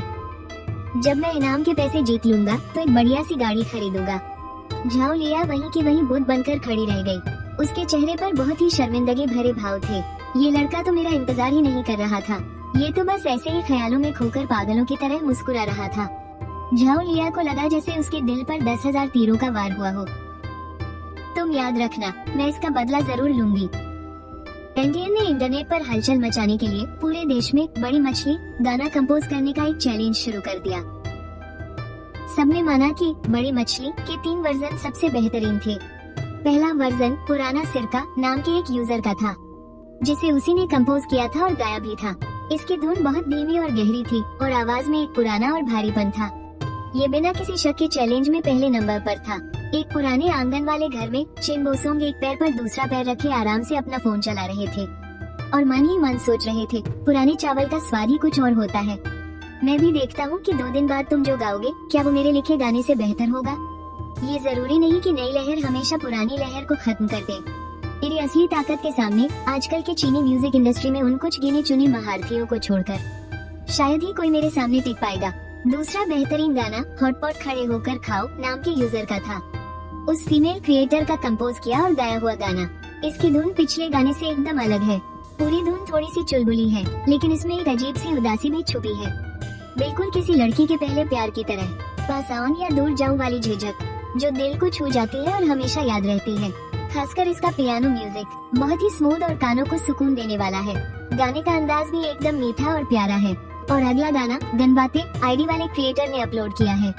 जिन लोगों ने जीओबी के गाने सुने हैं वो तुरंत समझ गए होंगे कि ये और कोई नहीं, खुद जीओबी ही है। उनका बनाया हुआ गाना बड़ी मछली। इसकी धुन काफी शांत है, ज्यादा उतार चढ़ाव नहीं है। कुल मिलाकर सुनने में तो अच्छा लगता है, लेकिन कुछ खास जादू नहीं जगा पाता पहले वाले दोनों गानों के मुकाबले। इसमें अभी बहुत कमी है, पर ये वाली धुन उनके पुराने गानों से लाख गुना बेहतर है। यकीन ही नहीं होता कि ये उसी इंसान ने बनाई है। खैर, समय बीतता गया और आ गया कंपटीशन का दिन, और तुम्हारे दिल से तो खून के आंसू निकल रहे थे। आधे दिन की दिहाड़ी जो मारी गई थी, तुम और शिन शो गाड़ी लेकर टीवी स्टेशन पहुंच गए। शो वालों ने तुम्हें मेकअप रूम नंबर 10 दे दिया। अरे वाह, ये सोफा तो कितना मुलायम है, मैं तो इसमें धंसता ही जा रहा हूँ। अरे वो इसलिए क्योंकि तो कुछ ज्यादा ही मोटा है। क्या सच में हम ये सब फ्री में खा सकते हैं, है ना? हाँ शायद, मैंने तो सुना है रात का खाना भी यही लोग खिलाएंगे। तुमने एक बड़ा सा बाइट लिया। सोच रहा हूँ कंपटीशन के बाद कुछ जेब में भर कर ले जाऊँ। मेरे बापू को आड़ू बहुत पसंद है। चिन शो ने तुम्हें घूरते हुए अपनी आंखें घुमाई। कभी घर से बाहर भी निकला है गवार? अरे यहाँ तो एस बड़ी ई भी है। क्या सच में एस बड़ी ई है? अबे गधे, वो सेंट्रल एस बड़ी ई का वेंट है। तो जल्दी से चालू करना इसे। मुझे नहीं आता भाई। हट, मैं करता हूँ। ये वाला बटन देख रहा है तो बस अपने आड़ू चबाता रहे। तुमने उसे एकदम अजीब सी नजर से देखा, फिर दरवाजा खोला और जोर से चिल्लाए, अरे कोई जरा इस बड़ी ही चालू कर देना। बेचारे सारे स्टाफ वाले हक्के बक्के रह गए। क्या मुझे बुला रहे हो? उधर सुपर गुड वॉइस के लाइव स्ट्रीम में एक बार फिर से हलचल मच गई। ये लाइव स्ट्रीम तो बस रात के मेन शो का माहौल बनाने के लिए था। कैमरा अलग अलग कंटेस्टेंट्स के कमरों में घूम रहा था और फिर स्क्रीन पर तुम और चिन शो आ गए। तभी अचानक से व्यूज आसमान छूने लगे और कमेंट्स की तो जैसे बाढ़ ही आ गई। बीच बीच में जब कैमरा दूसरों पर गया तो लाइव चैट में बवाल मच गया। सब जिद कर रहे थे कि सीरियस ब्रो और पोस्टमार्टम ब्रो को ही दिखाओ। शो वाले भी बेचारे मजबूर हो गए। हार मानकर उन्हें बार बार तुम्हारा ही कमरा दिखाना पड़ा। जब डायरेक्टर वांग जेगन को ये बात पता चली तो उनका भी सिर चकरा गया। इतना बढ़िया म्यूजिक शो चल रहा था, ये अचानक से कॉमेडी सर्कस कैसे बनता जा रहा है? पर जो भी कहो, मजा तो बहुत आ रहा है। जब से तुम लाइव स्क्रीन पर आए हो ना, व्यूअर्स की गिनती 8 लाख से बढ़कर सीधा 15 लाख पार कर गई है और अभी भी लगातार बढ़ती ही जा रही है। जबकि ये तो बस एक रीजनल राउंड का प्री शो है। इतने व्यूज तो किसी बहुत बड़े शो में ही आते हैं। बाकी के डिवीजन तो इसके सामने कुछ भी नहीं है। लाइव चैट में तो लोगों ने तहलका मचा रखा था। हमारे सीरियस ब्रो और पोस्टमार्टम ब्रो का जोरदार स्वागत है। अरे देखो, पोस्टमार्टम ब्रो तो सोफे के अंदर ही धंस गया है। इन दोनों को तो इस जालिम दुनिया का कुछ पता ही नहीं है। आड़ू खा रहे हैं, वहाँ तक तो ठीक था, पर अब चुरा कर घर ले जाने की बात कर रहे हैं। ये कुछ ज्यादा नहीं हो गया? अरे ये दोनों तो पूरे देश की सबसे हिट जोड़ी है। किसी की कोई बहस नहीं सुननी मुझे। ये दोनों बुद्धू तो एस बड़ी ही तक चालू नहीं कर पा रहे हैं। क्या सच में उसने वेटर कहकर बुलाया? भाई, वेटर सुनकर तो मेरी हंसी ही नहीं रुक रही। उसी वक्त रूम में एक स्टाफ वाले ने आकर एस बड़ी ही चालू कर दिया। मैं कोई वेटर नहीं हूँ, मुझे ऐसे कुछ भी मत बुलाया करो। अरे मुझे माफ कर दो ना मैडम उस्ताद जी। जाहिर है कि इसके बाद लाइव चैट फिर से पागलों की तरह हंसने लगी मैडम उस्ताद। मेकअप रूम नंबर 1 में रांडियन लाइव स्ट्रीम देख रही झाओलिया हंस हंस कर दोहरी हो रही थी। तभी शो की टीम का मेकअप आर्टिस्ट आ गया। उधर वो दोनों बेवकूफ कमरे के स्मार्ट टीवी में ये देख रहे थे कि VIP सब्सक्रिप्शन है या नहीं, ताकि कोई फिल्म वगैरह देख सके। मेकअप रूम नंबर 10 का दरवाजा खुला। बॉब कट बालों और टाइट पैंट पहने एक अजीब सा इंसान, जो एक भड़कीली और रंग बिरंगी जालीदार जैकेट पहने हुए कमर मटकाता अंदर आया। उसके हाथ पर एक छोटा सा बॉक्स टंगा हुआ था। तुम दोनों तो उसे देखकर हक्के बक्के रह गए, टीवी के साथ छेड़छाड़ करना भी भूल गए। दुनिया में इतना बदसूरत इंसान भी हो सकता है। भाई मुझे माफ करना, मुझे तो पता ही नहीं था। उस अजीब इंसान ने अपना बॉक्स नीचे रखा और तुम्हें काफी देर तक ऊपर से नीचे तक घूरा। फिर उसने साफ तौर पर अपनी आंखें घुमाई और मुंह चिढ़ाते हुए बोला और एक गहरी आह भरते हुए कहा, उफ, कंटेस्टेंट जाओ देजू, है ना? मैं शो वालों की तरफ से तुम्हारा मेकअप आर्टिस्ट हूँ। मेकअप आर्टिस्ट ने अपनी पतली टैटू वाली भौहें चढ़ाई और उसकी आवाज और भी तीखी हो गई। मेरी तो किस्मत ही खराब है। वैसे तुमने कपड़े तो काफी गंवारों वाले पहने हैं, लेकिन तुम्हारी शक्ल सूरत ठीक ठाक है, तो थोड़ा बहुत काम चलाया जा सकता है। शुक्र मनाओ कि तुम मुझसे मिल गए। तुम डर के मारे पीछे खिसक गए। कहने दो दीदी, सच में कोई जरूरत नहीं है, मैं मेकअप वेकअप नहीं करता। किसे दीदी बोल रहा है बे? किसी भी थोड़ी सी सुंदर शक्ल को देखकर कुछ भी बक देता है। सुंदर? क्या अंधा हो गया है? अरे अंधा नहीं, वो तो आदमी है। मुझे भैया बुलाओ, मुझे टोनी भैया कहो। टोनी भैया? शो के कॉन्ट्रैक्ट में ऐसा तो कहीं नहीं लिखा कि मेकअप करना जरूरी है ना? चिन शो ने गुस्से से सिर हिलाया। उसने घर जाकर उस कॉन्ट्रैक्ट को कई बार अच्छे से पढ़ा था, लेकिन उसे कुछ याद ही नहीं था। अब तो वो पूरी तरह से तुम्हारा मैनेजर बन चुका था, बस उसे अभी तक कानूनी मान्यता नहीं मिली थी, क्योंकि वो अगले महीने ही 18 साल का होने वाला था। उस वक्त तुम दोनों को जरा भी अंदाजा नहीं था कि तुम्हारा लाइव स्ट्रीम चल रहा है, और फिर एक खौफनाक चीज हो गई। बिना मेकअप के स्टेज पर कौन परफॉर्म करता है भाई? तुम्हारी तरह पुत कर जाना दर्शकों की इज्जत करना है, इसका कोई मतलब नहीं है। तुम तो एकदम घिनौने लग रहे हो। तुमसे तो अपना ही मेकअप ठीक से नहीं होता और चले हो दूसरों का मेकअप करने। टोनी की आंखें गुस्से से इतनी बड़ी हो गई मानो बाहर ही निकल आएंगी। तुम मेरे जेंडर पर शक कर सकते हो, लेकिन मेरे हुनर पर शक मत करना। और यह कहकर उसने फाउंडेशन निकाला और तुम्हारी तरफ झपट पड़ा। वो तुमसे भिड़ गया। आज तो मैं तेरा मेकअप करके ही रहूंगी। है ही क्या तू? बस एक फटीचर सा कंटेस्टेंट। आज तो मैं तेरे इस चेहरे को पोत कर ही मानूंगी। तुझे तो अब भगवान भी नहीं बचा सकता, यह मेरा वादा है। मैं कोई मर्द नहीं, मेरा मतलब है मैं किसी से नहीं डरती। वैसे भी वो हमेशा बड़े बड़े मशहूर एंकरों का मेकअप करता था। इस बार तो बस उसे थोड़े समय के लिए यहाँ भेज दिया गया था। अगर कुछ गड़बड़ हो भी गई तो क्या? बड़े एंकरों की जान पहचान है, कोई उसका कुछ नहीं उखाड़ सकता। मैं टोनी हूँ ही एकदम जंगली घोड़े। टोनी ने सोचा कि ऐसा करने पर बॉस से डांट पड़ सकती है, लेकिन उसने कभी सपने में भी नहीं सोचा था कि उसका करियर यहाँ से ऐसा पलटेगा और वो जिंदगी की ऊंचाइयों को छू लेगा। टोनी चीखते हुए तुम्हारे चेहरे पर झपटा। ये देखकर तुम्हारा मैनेजर चिन शो अपनी आड़ू फेंककर मदद के लिए दौड़ पड़ा। उसने टोनी की दोनों टांगे कसकर पकड़ ली। शो वालों का रिएक्शन भी बहुत तेज था।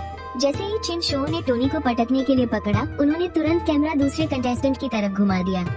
तुम्हारी और मेकअप आर्टिस्ट की हाथापाई शुरू हो गई और तुम्हारे फैंस के कई ग्रुप्स में भी तहलका मच गया। भाई, तुम्हारा फैन होने में तो बहुत ही मजा है, एकदम फुल थ्रिल। उधर टीवी स्टेशन के मीटिंग रूम में वांग जेगांग शो शुरू होने से पहले अपनी टीम के साथ आखिरी मीटिंग कर रहा था। तैयारी पूरी करने में लगे थे, तभी गड़बड़ हो गई, बहुत बड़ी गड़बड़ हो गई। डायरेक्टर साहब, अनर्थ हो गया। वांग जेगांग का चेहरा गुस्से से लाल हो गया। इससे पहले कि वो अपना गुस्सा निकालते, उन्होंने देखा कि लाइव स्ट्रीम पर धड़ाधड़ कमेंट्स की बौछार हो रही है। क्या मारा है? हमें तो सीरियस ब्रो की फाइट ही देखनी है। कैमरा वापस घुमाओ। सीरियस ब्रो, अपनी लोकेशन भेजो। तेरे भाई अभी हथियार लेकर पहुंचते हैं। वो मेकअप आर्टिस्ट पागल हो गया है क्या? उसकी हिम्मत कैसे हुई पहले हाथ उठाने की?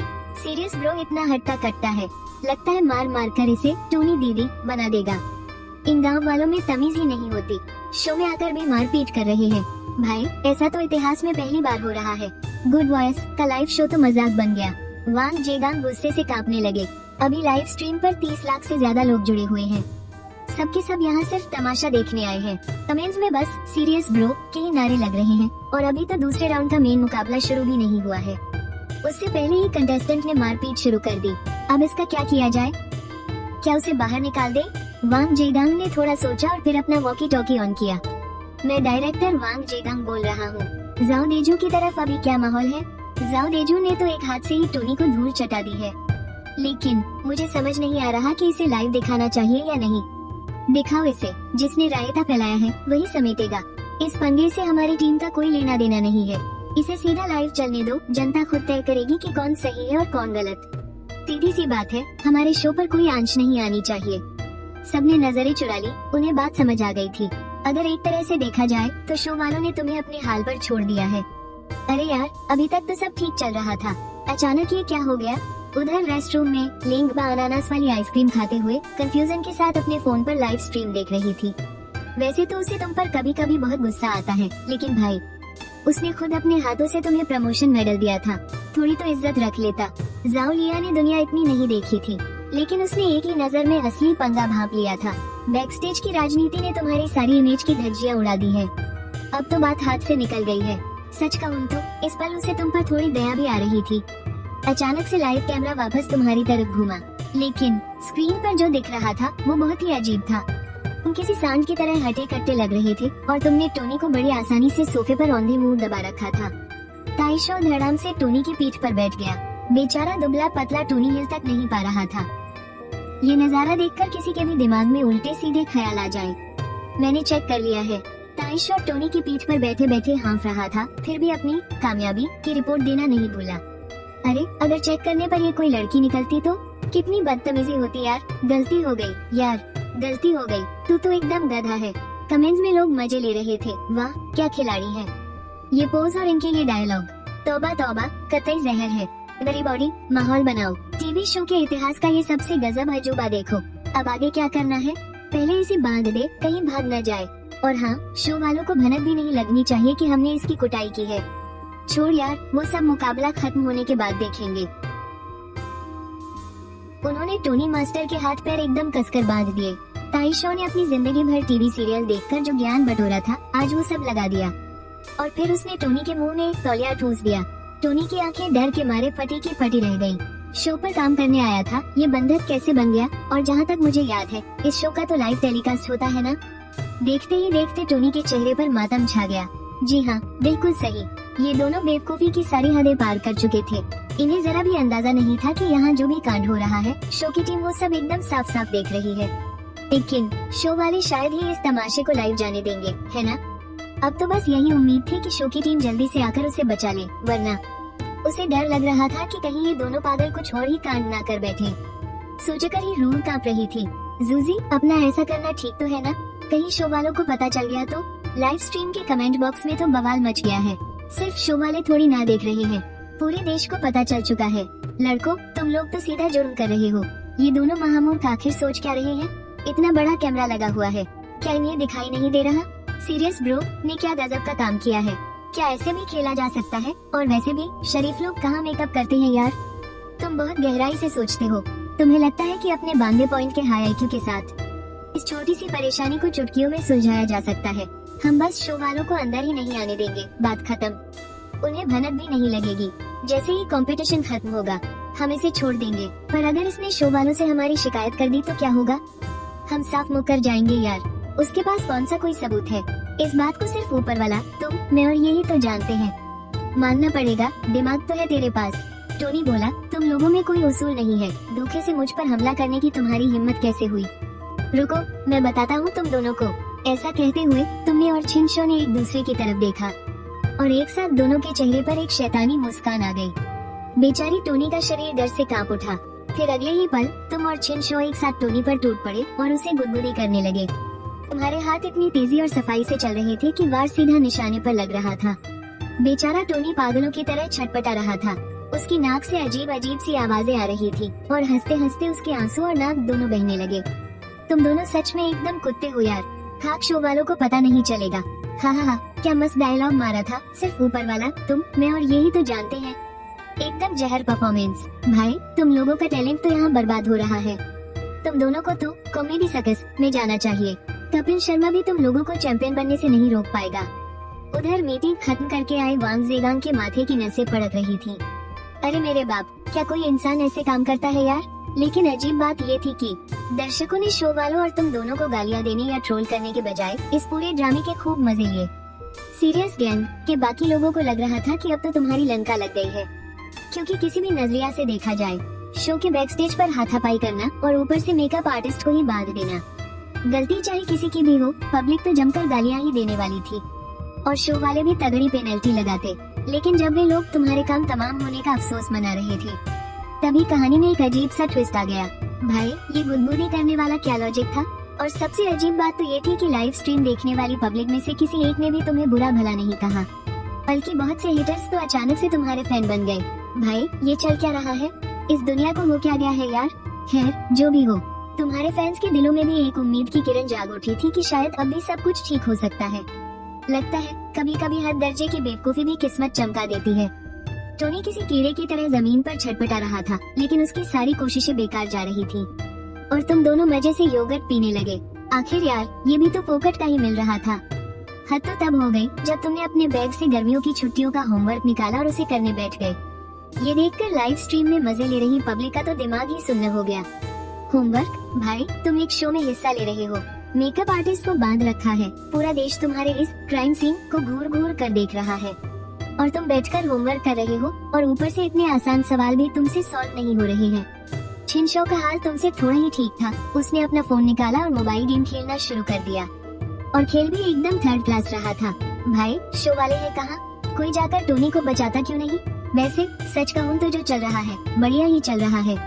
लगता है शो वाले क्राइम सीन को महफूज रखना चाहते हैं। उन दोनों बेवकूफों को भनक तक नहीं है कि वो लाइव चल रहे हैं। सच कहूँ तो डायरेक्टर वांग जेगांग की भी हालत खराब थी।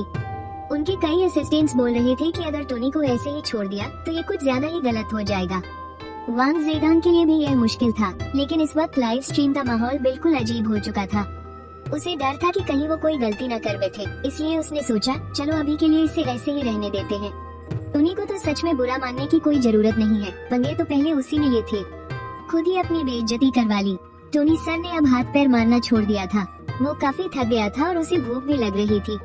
आधा घंटा बीत चुका था, शो की टीम से अभी तक कोई नहीं आया था। टोनी सर को समझ आ गया था कि पक्का कुछ तो गड़बड़ हुई है। नहीं, मुझे खुद ही बचने का कोई तरीका निकालना होगा। तुम्हें एक फिजिक्स के सवाल पर सिर खुजाते हुए देखकर टोनी घिसटता हुआ तुम्हारे पास आया और मून मून करके आवाज निकालने लगा। उसने आंखों ही आंखों में उस सवाल की तरफ इशारा किया।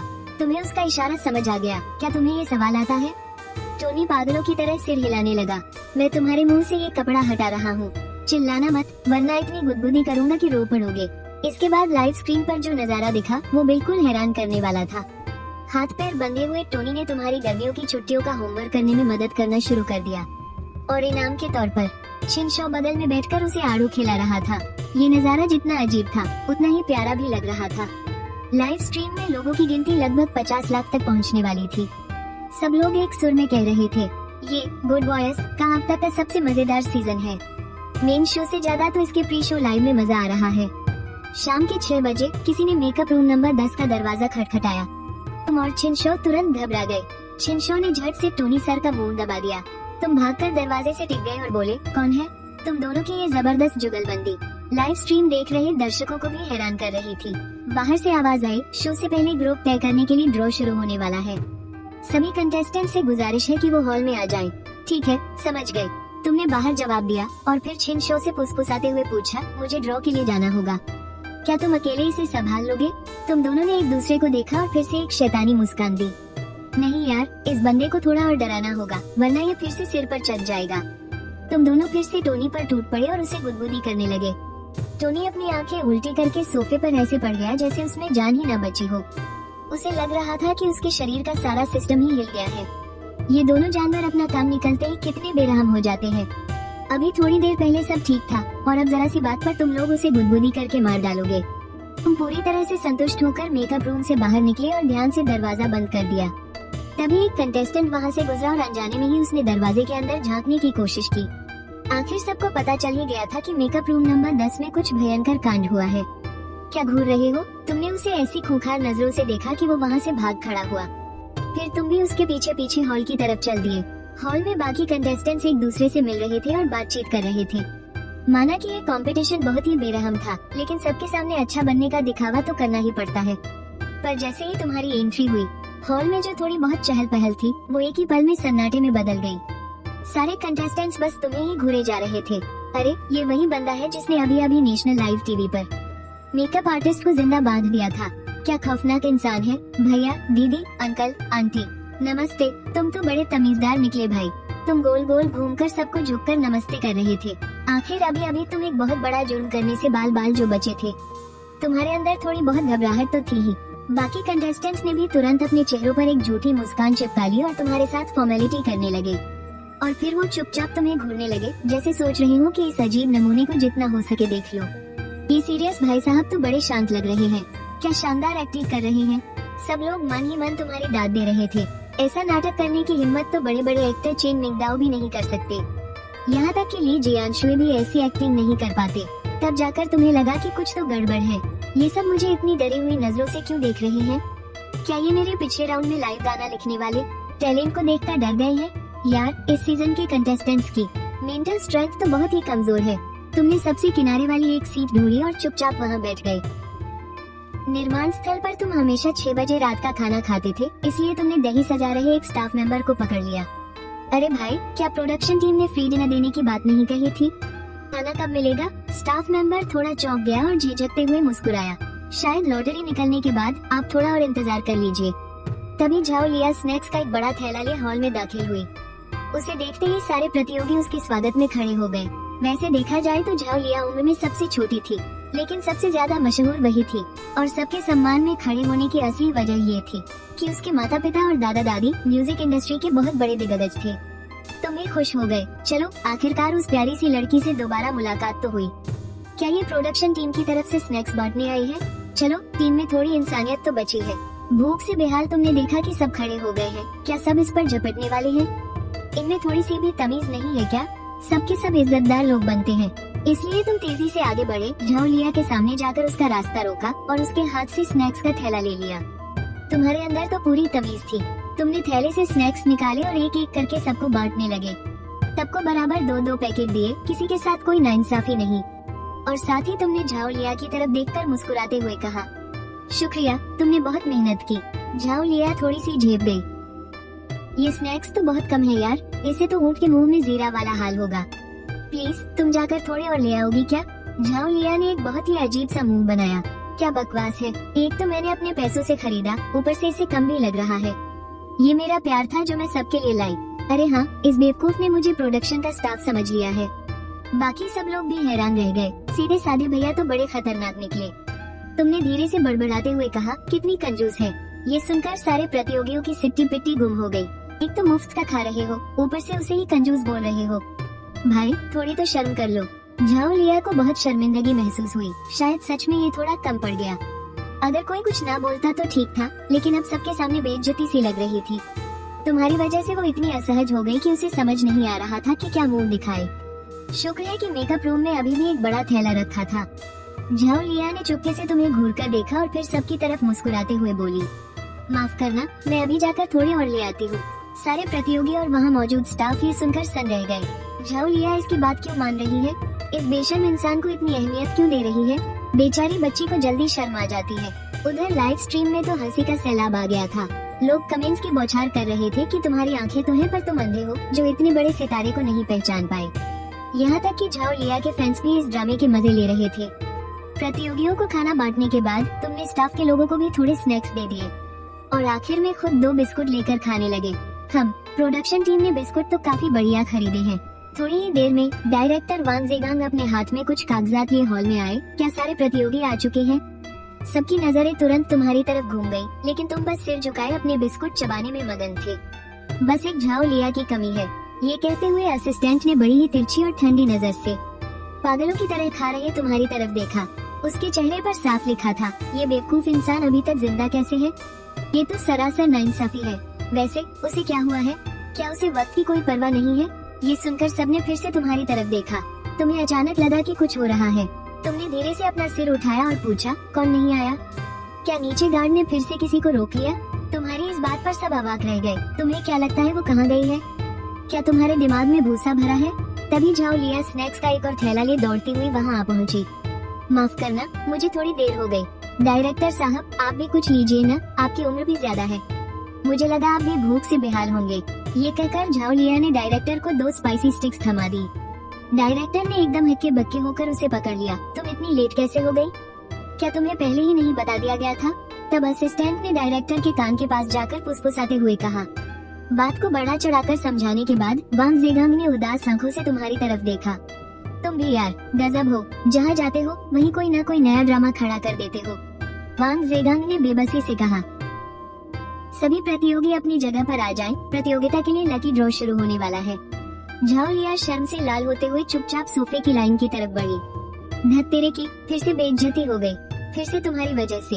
वैसे भी वहाँ बैठने के लिए ज्यादा सोफे थे ही नहीं, बाकी सभी जगहें भर चुकी थी, सिर्फ तुम्हारे बगल में ही एक खाली जगह बची थी, क्योंकि कोई भी तुम्हारे पास बैठना नहीं चाहता था। आखिरकार अब तुम्हारा नाम जो बदनाम हो चुका है। तुमने धीरे धीरे अपनी तरफ आती हुई झाओ लिया को उलझन में देखा। कुछ सेकंड के लिए तो तुम सुनने रह गए, लेकिन फिर अचानक सब समझ गए। अरे तो तुम भी यहाँ मुकाबला करने आई हो, पहले क्यों नहीं बताया? तुम भी ना, मैंने तुम्हें अपना दोस्त माना और तुमने मुझे ये धोखा दिया। ये तो कोई बात नहीं हुई। झाओ लिया के चेहरे पर पल भर में ही ऐसा भाव आ गया जैसे उसकी दुनिया ही लुट गई हो। ठीक है, सभी प्रतियोगी अपनी अपनी जगह ले ले। मैं आप सबको इस राउंड के नियम बता देता हूँ। इस राउंड से जजों के वोटों की अहमियत थोड़ी कम कर दी जाएगी और दर्शकों की ऑनलाइन वोटिंग बढ़ाई जाएगी। दर्शकों के हर 10,000 वोटों को 1 पॉइंट माना जाएगा। जजों के हर एक वोट के 10 पॉइंट होंगे। ये राउंड 20 में से 10 को चुनने वाला एलिमिनेशन राउंड है। 20 प्रतियोगियों को 5-5 लोगों के 4 ग्रुप में बांटा जाएगा। हर ग्रुप में सबसे ज्यादा पॉइंट पाने वाले 2 लोग सीधे अगले राउंड में चले जाएंगे। उसके बाद हर ग्रुप में तीसरे नंबर पर आने वाले प्रतियोगी एक और एक्स्ट्रा राउंड में गाएंगे, ताकि बचे हुए 2 स्थानों के लिए मुकाबला कर सके। चलिए अब लकी ड्रॉ शुरू करते हैं। लकी ड्रॉ खत्म होने के बाद तुम्हें ग्रुप ए में रखा गया है और तुम्हारी परफॉर्मेंस सबसे आखिर में होगी। तुम्हारे बाकी 4 विरोधी हैं, झाओ लिया, जेंग कियान, सुई फेइर और लिन शियाओ। 3 लड़कियों और 2 लड़कों वाला ये सबसे खतरनाक ग्रुप ऑफ डेथ बन गया है। इस खतरनाक लाइनअप को देखकर वांग ज़ेगांग के भी होश उड़ गए। उसे पता था कि हर सीजन में कोई ना कोई ग्रुप ऑफ डेथ तो होता ही है, लेकिन ये ग्रुप तो सच में जानलेवा था। इसे तो इतिहास का सबसे खतरनाक ग्रुप कहा जा सकता है। जेंग कियान, सुई फेइर और लिन शियाओ तीनों के चेहरों का रंग उड़ गया। सबसे पहले तो झाओ लिया बिना किसी शक के पहले नंबर पर थी। चाहे वो उसकी शोहरत हो या गाने का हुनर, वो पूरे ग्रुप में सबसे ऊपर थी। उसके बाद तुम, जो किसी को भी चौंका सकते हो। सच कहूँ तो तुम भी किसी से कम दमदार नहीं हो। शायद तुम झाओ लिया से भी बेहतर हो, बस तुम्हारी ये ताकत तुम्हारे इस अजीब और बेवकूफी भरे बर्ताव के पीछे छिप जाती है। फिर आते हैं सुई फेइर और लिन शियाओ, एक जो बार में गाना गाता है और दूसरा जो पिछले सीजन के गुड वॉइस का मेन कंटेस्टेंट रह चुका है और उसकी आवाज भी बेमिसाल है। ये चारों असल में इन 20 प्रतियोगियों में से सबसे बेहतरीन गायकों में गिने जाते हैं। अगर इन चारों को अलग अलग ग्रुप में रखा जाता तो शायद ये सब के सब पहले नंबर पर आ सकते थे, लेकिन अब उन्हें एक दूसरे से ही खून खराबे वाली टक्कर लेनी थी। और आखिरी नाम जेंग कियान, वो भी कोई कच्ची खिलाड़ी नहीं थी। वो किसी भी दूसरे ग्रुप में आसानी से दूसरे नंबर पर आकर आगे बढ़ सकती थी, पर बेचारी जेंग कियान, पिछले मैच में तुमने उसे बुरी तरह हरा दिया था। बड़ी मुश्किल से वो वाइल्ड कार्ड एंट्री के जरिए आगे पहुंची थी और अब देखो उसकी किस्मत उसे फिर से तुम्हारे सामने ले आई। और साथ में झाओ लिया भी। गुड वॉइस की वोटिंग का नियम कुछ ऐसा है कि ग्रुप में पहले प्रतियोगी के गाते ही वोटिंग शुरू हो जाती है और आखिरी प्रतियोगी का गाना खत्म होने के बाद थोड़ी बहुत जजों की टिप्पणियां होती हैं और फिर तुरंत वोटिंग बंद कर दी जाती है। उन कट्टर फैंस को छोड़कर जो शुरुआत में ही अपने चहेते स्टार को वोट दे देते हैं। बाकी ज्यादातर आम दर्शक तभी वोट करते हैं जब उन्हें किसी का गाना अच्छा लगता है। इसीलिए सबसे पहले गाने वाले को सबसे ज्यादा फायदा होता है और 5वें नंबर वाले का सबसे ज्यादा नुकसान, खासकर तब जब दर्शकों को एहसास होता है कि 5वें वाले ने सबसे बेहतरीन गाया है। तब तक वो अपना वोट दे चुके होते हैं और पछताने के सिवा कुछ नहीं कर सकते। शो वालों को भी अच्छी तरह पता है कि ये नाइंसाफी है, लेकिन इसी में तो असली थ्रिल है। वांग ज़ेगांग ने एक बार तरस खाते हुए तुम्हारी तरफ देखा, पर उसने देखा कि तुम तो बिना किसी परवाह के मजे से बिस्कुट चबा रहे हो। तुम तो बड़े खुश लग रहे थे। उस प्यारी सी लड़की के साथ एक ही ग्रुप में होकर तुम्हें इस बात का जरा भी अंदाजा नहीं था कि तुम्हारी किस्मत कितनी खराब है। लाइव ब्रॉडकास्ट की स्क्रीन पर दर्शकों के कमेंट में तुम्हारे लिए पहले से ही शोक मनाया जाने लगा था। ऐसी फूटी किस्मत तो किसी की नहीं होगी। हमारे सीरियस ब्रो के साथ शो वालों ने पक्का कोई गेम खेला है ना? उसके साथ ऐसा होना तो बनता है। जरा उसके कारनामे तो देखो। वो तो इसी लायक है कि उस पर बिजली गिर जाए। उसका बाहर होना या ना होना कोई मायने नहीं रखता। मैं तो बस उसका गाना बिग फिश सुनने का इंतजार कर रहा हूँ। क्या सीरियस भाई इतनी जल्दी कोई और बेहतर गाना लिख पाएंगे? हाँ यार, सीरियस भाई की किस्मत ही खराब है। अगर उसने उन 2 गानों को पीछे नहीं छोड़ा तो समझो उसका पत्ता कट गया। मेरी 18वीं की शर्त है कि सीरियस भाई जबरदस्त वापसी करके छा जाएंगे। अरे जा, पहले ये तो देख ले कि उनके सामने खड़े कौन हैं। इस ग्रुप में तो दिग्गजों की टक्कर है और इसी के साथ पर्ची निकालने का सिलसिला खत्म होता है। चारों ग्रुप्स की लिस्ट पक्की हो चुकी है। अब आप सबको रात का खाना दिया जाएगा। सब लोग अच्छे से तैयारी कर लो, 1 घंटे बाद मुकाबला पूरे जोश के साथ शुरू होगा। तुम खुशी से अपने हाथ मलने लगते हो। चलो, आखिरकार खाना तो मिलने वाला है। वांग ज़ेगांग के दिमाग में अचानक एक खुराफाती आइडिया आया। भाई, जब दर्शकों को ये सब देखने में मजा आ ही रहा है, तो फिर इसे और मजेदार बनाते हैं। तुमने अभी तक मेकअप क्यों नहीं किया है? टोनी मास्टर ने कहा कि मैं ऐसे ही बहुत हैंडसम दिखता हूँ, इसलिए मुझे मेकअप की कोई जरूरत नहीं है। बाकी कंटेस्टेंट शर्म से अपना मुंह छिपा रहे हैं। गजब बेइज्जती है भाई, तुम्हारी चोरी पकड़ी गई है। झाओ लिया अपनी हंसी नहीं रोक पाई। कम से कम अब पूरी जिंदगी मुझे तुम्हारा मजाक उड़ाने का एक सॉलिड बहाना तो मिल गया। सच में? रुको, मैं अभी थोड़ी देर में टोनी से ही पूछ लूंगा। डायरेक्टर साहब, आप अपना काम देखिए। टोनी मास्टर कितने शानदार इंसान हैं और कितनी मीठी बातें करते हैं। वो अपनी जिम्मेदारी से कैसे पीछे हट सकते हैं भला? सारे कंटेस्टेंट्स की हंसी के मारे बुरी हालत हो रही थी। झाओ लिया के कंधे तो हंसते हंसते हिलने लगे थे। टोनी मास्टर अपने काम के पक्के हैं और बात भी कितने प्यार से करते हैं। फिर भी तुमने उन्हें पीटा और तो और उन्हें रस्सियों से बांध भी दिया और उन्हें गुदगुदी भी की। वांग ज़ेगांग मन ही मन टोनी की इस हालत पर तरस खा रहे थे। अभी अभी असिस्टेंट ने बताया कि लाइव स्ट्रीम देखने वालों की गिनती 10 लाख के पार पहुंच गई है और उनमें से ज्यादातर लोग सीरियस भाई के इस किडनैपिंग वाले ड्रामे को ही देखने आए हैं। तो फिर टोनी को थोड़ा और सहना पड़ेगा। आखिरकार टीआरपी से बढ़कर कुछ भी नहीं है। ठीक है, सब अपने अपने काम पर लग जाओ। सारे कंटेस्टेंट्स मुकाबले की तैयारी के लिए अपने अपने मेकअप रूम में लौट गए। तुम सबसे आखिर में धीरे धीरे चलते हुए गए और मेकअप रूम नंबर 10 का दरवाजा खटखटाया। लाल किले पर लाल झंडा, मुर्गी ने दिया सफेद अंडा। एकदम पक्का, कोई गड़बड़ नहीं। दरवाजा जरा सा खुला, तुम फुर्ती से अंदर खिसक गए और ये पूरा नजारा पास ही में छिपे शो के कैमरों में कैद हो रहा था। पौधे के पीछे लगे कैमरे ने सब कुछ बिल्कुल साफ साफ रिकॉर्ड कर लिया और ये सीधा लाइव स्ट्रीम पर चला गया। तुमने इसे खोल क्यों दिया और मेरे काम में दखल क्यों दिया? अरे ये कहीं भाग कर नहीं जा सकता। मैं इसके जैसों को अकेले ही संभाल सकता हूँ और मुझे लगता है कि हमने इसे गलत समझ लिया था। टोनी ने जान में जान आने वाली मुस्कान के साथ तुम्हारा एहसान माना और अपना फोन तुम्हें दिखाते हुए बोला, मेरा बिल्कुल भी इरादा नहीं था कि मैं तुम्हारा मेकअप अपने जैसा करूं। देखो, मैंने तुम्हारे लिए ये लुक डिजाइन किया है। 3 दिन पहले जब मुझे तुम्हारा मेकअप करने का काम मिला था तो मैं लगातार 2 रातों तक सोया नहीं। मैंने कई सारे डिजाइन तैयार किए थे, तो क्या अब तुम मुझे अपनी गलती सुधारने का एक मौका दोगे? टोनी मास्टर की मुस्कान में घबराहट साफ झलक रही थी। शो वालों ने तो जैसे इस गुंडे को खुली छूट दे रखी थी। समझदारी इसी में है कि पंगा न लिया जाए। अरे तो तुमने ये बात पहले क्यों नहीं बताई? टोनी ने मन ही मन सोचा, साले तूने मुझे बोलने का मौका ही कहाँ दिया? मेरे ऊपर बैठकर मेरी जान ही निकाल दी थी। तुमने सोचा अगर बिना मेकअप के गया तो शायद डायरेक्टर को शक हो जाएगा। चल भाई, थोड़ा सा ही कर दे। आखिरकार टोनी को थोड़ी आजादी मिल गई और उसने तुम्हारे चेहरे का मेकअप करना शुरू कर दिया। वाह टोनी भाई, तुम्हारे हाथों में तो जादू है। मैंने गौर किया है कि तुम्हारा ये चेहरा ध्यान से देखने पर काफी अच्छा और अपनापन सा लगता है। टोनी ने शर्माते हुए एक हल्की सी मुस्कान दी। जब थोड़ी देर पहले मेरी बैंड बजा रहे थे तब तो तुमने कोई अपनापन नहीं दिखाया। तभी दरवाजे पर दस्तक हुई, खाना देने वाला स्टाफ आ गया। तुमने और चिन शो ने एक साथ टोनी को घूरा। टोनी के चेहरे की हवाएं उड़ गईं और वो जल्दी जल्दी सिर हिलाने लगा। मैं समझ गया भाई, मुझ पर भरोसा रखो, मैं अपना मुंह बिल्कुल बंद रखूंगा। टोनी ने दरवाजा खोला और डरे हुए स्टाफ के हाथों से खाने का डिब्बा ले लिया। हम यहाँ शो के कुछ राज डिस्कस कर रहे हैं, कोई काम ना हो तो पास मत आना। स्टाफ वाला पूरी तरह चकराया हुआ चला गया। क्या टोनी किडनैप नहीं हुआ था? दरवाजा बंद करके टोनी किसी चमचे की तरह तुम्हारे लिए खाने का डिब्बा खोलने लगा। चॉपस्टिक्स पकड़ाते हुए बोला, टेंशन मत लो, अपन तो अपने ही लोग हैं। घर की बात घर में ही रहेगी, मुझे पता है क्या करना है। तुम जल्दी जल्दी खाना ठूसने लगे। मैं तुम्हारे साथ अपना कब से हो गया? टोनी ने अपने हिस्से का मीट निकाल कर तुम्हें दे दिया। थोड़ा ज्यादा मीट खाओ, स्टेज पर आग लगा देना।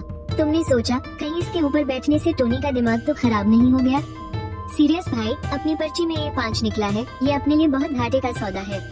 याद रखना, स्टेज पर जाते ही परफॉर्मेंस से पहले ही अपने लिए वोट मांग लेना, ताकि ऑडियंस तुम्हारा गाना सुनने के बाद ही वोट करे।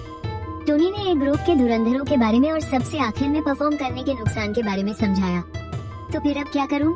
मुझे अपने IQ पॉइंट बढ़ाने हैं, मैं हार नहीं सकता। मेरे पास एक धांसू आइडिया है।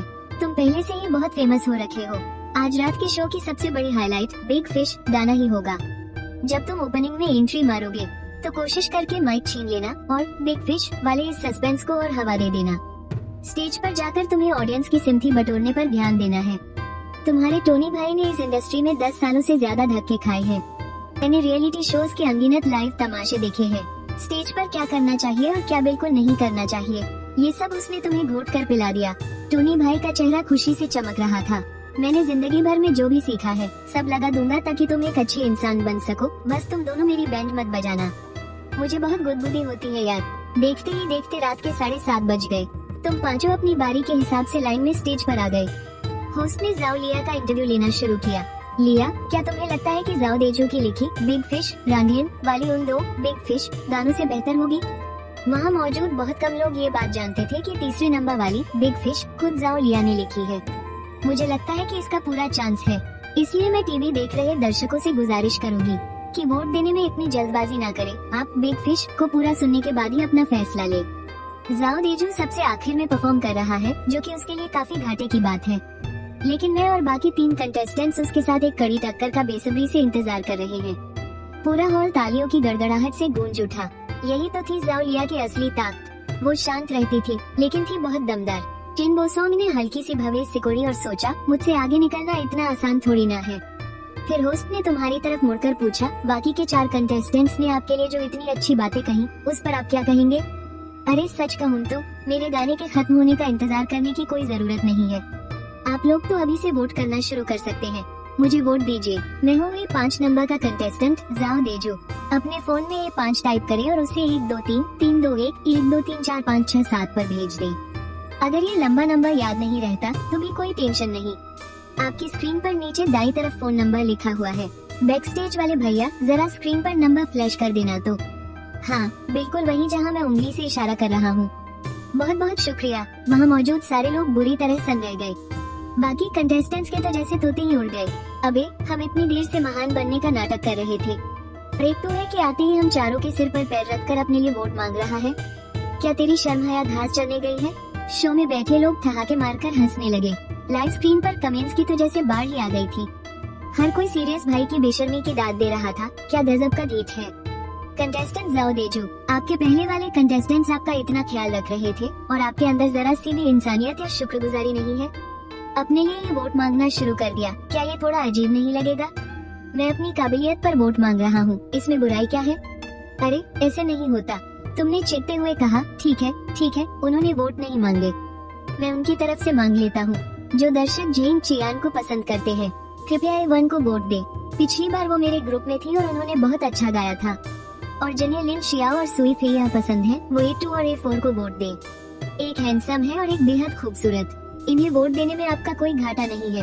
ये कहकर तुमने झाओ लिया की तरफ देखा। झाओ लिया ने तुम्हें घूर कर देखा। तुमने भी त्योरियां चढ़ाते हुए कहा, तुमने मुझसे झूठ बोला और अब सीनाजोरी कर रही हो।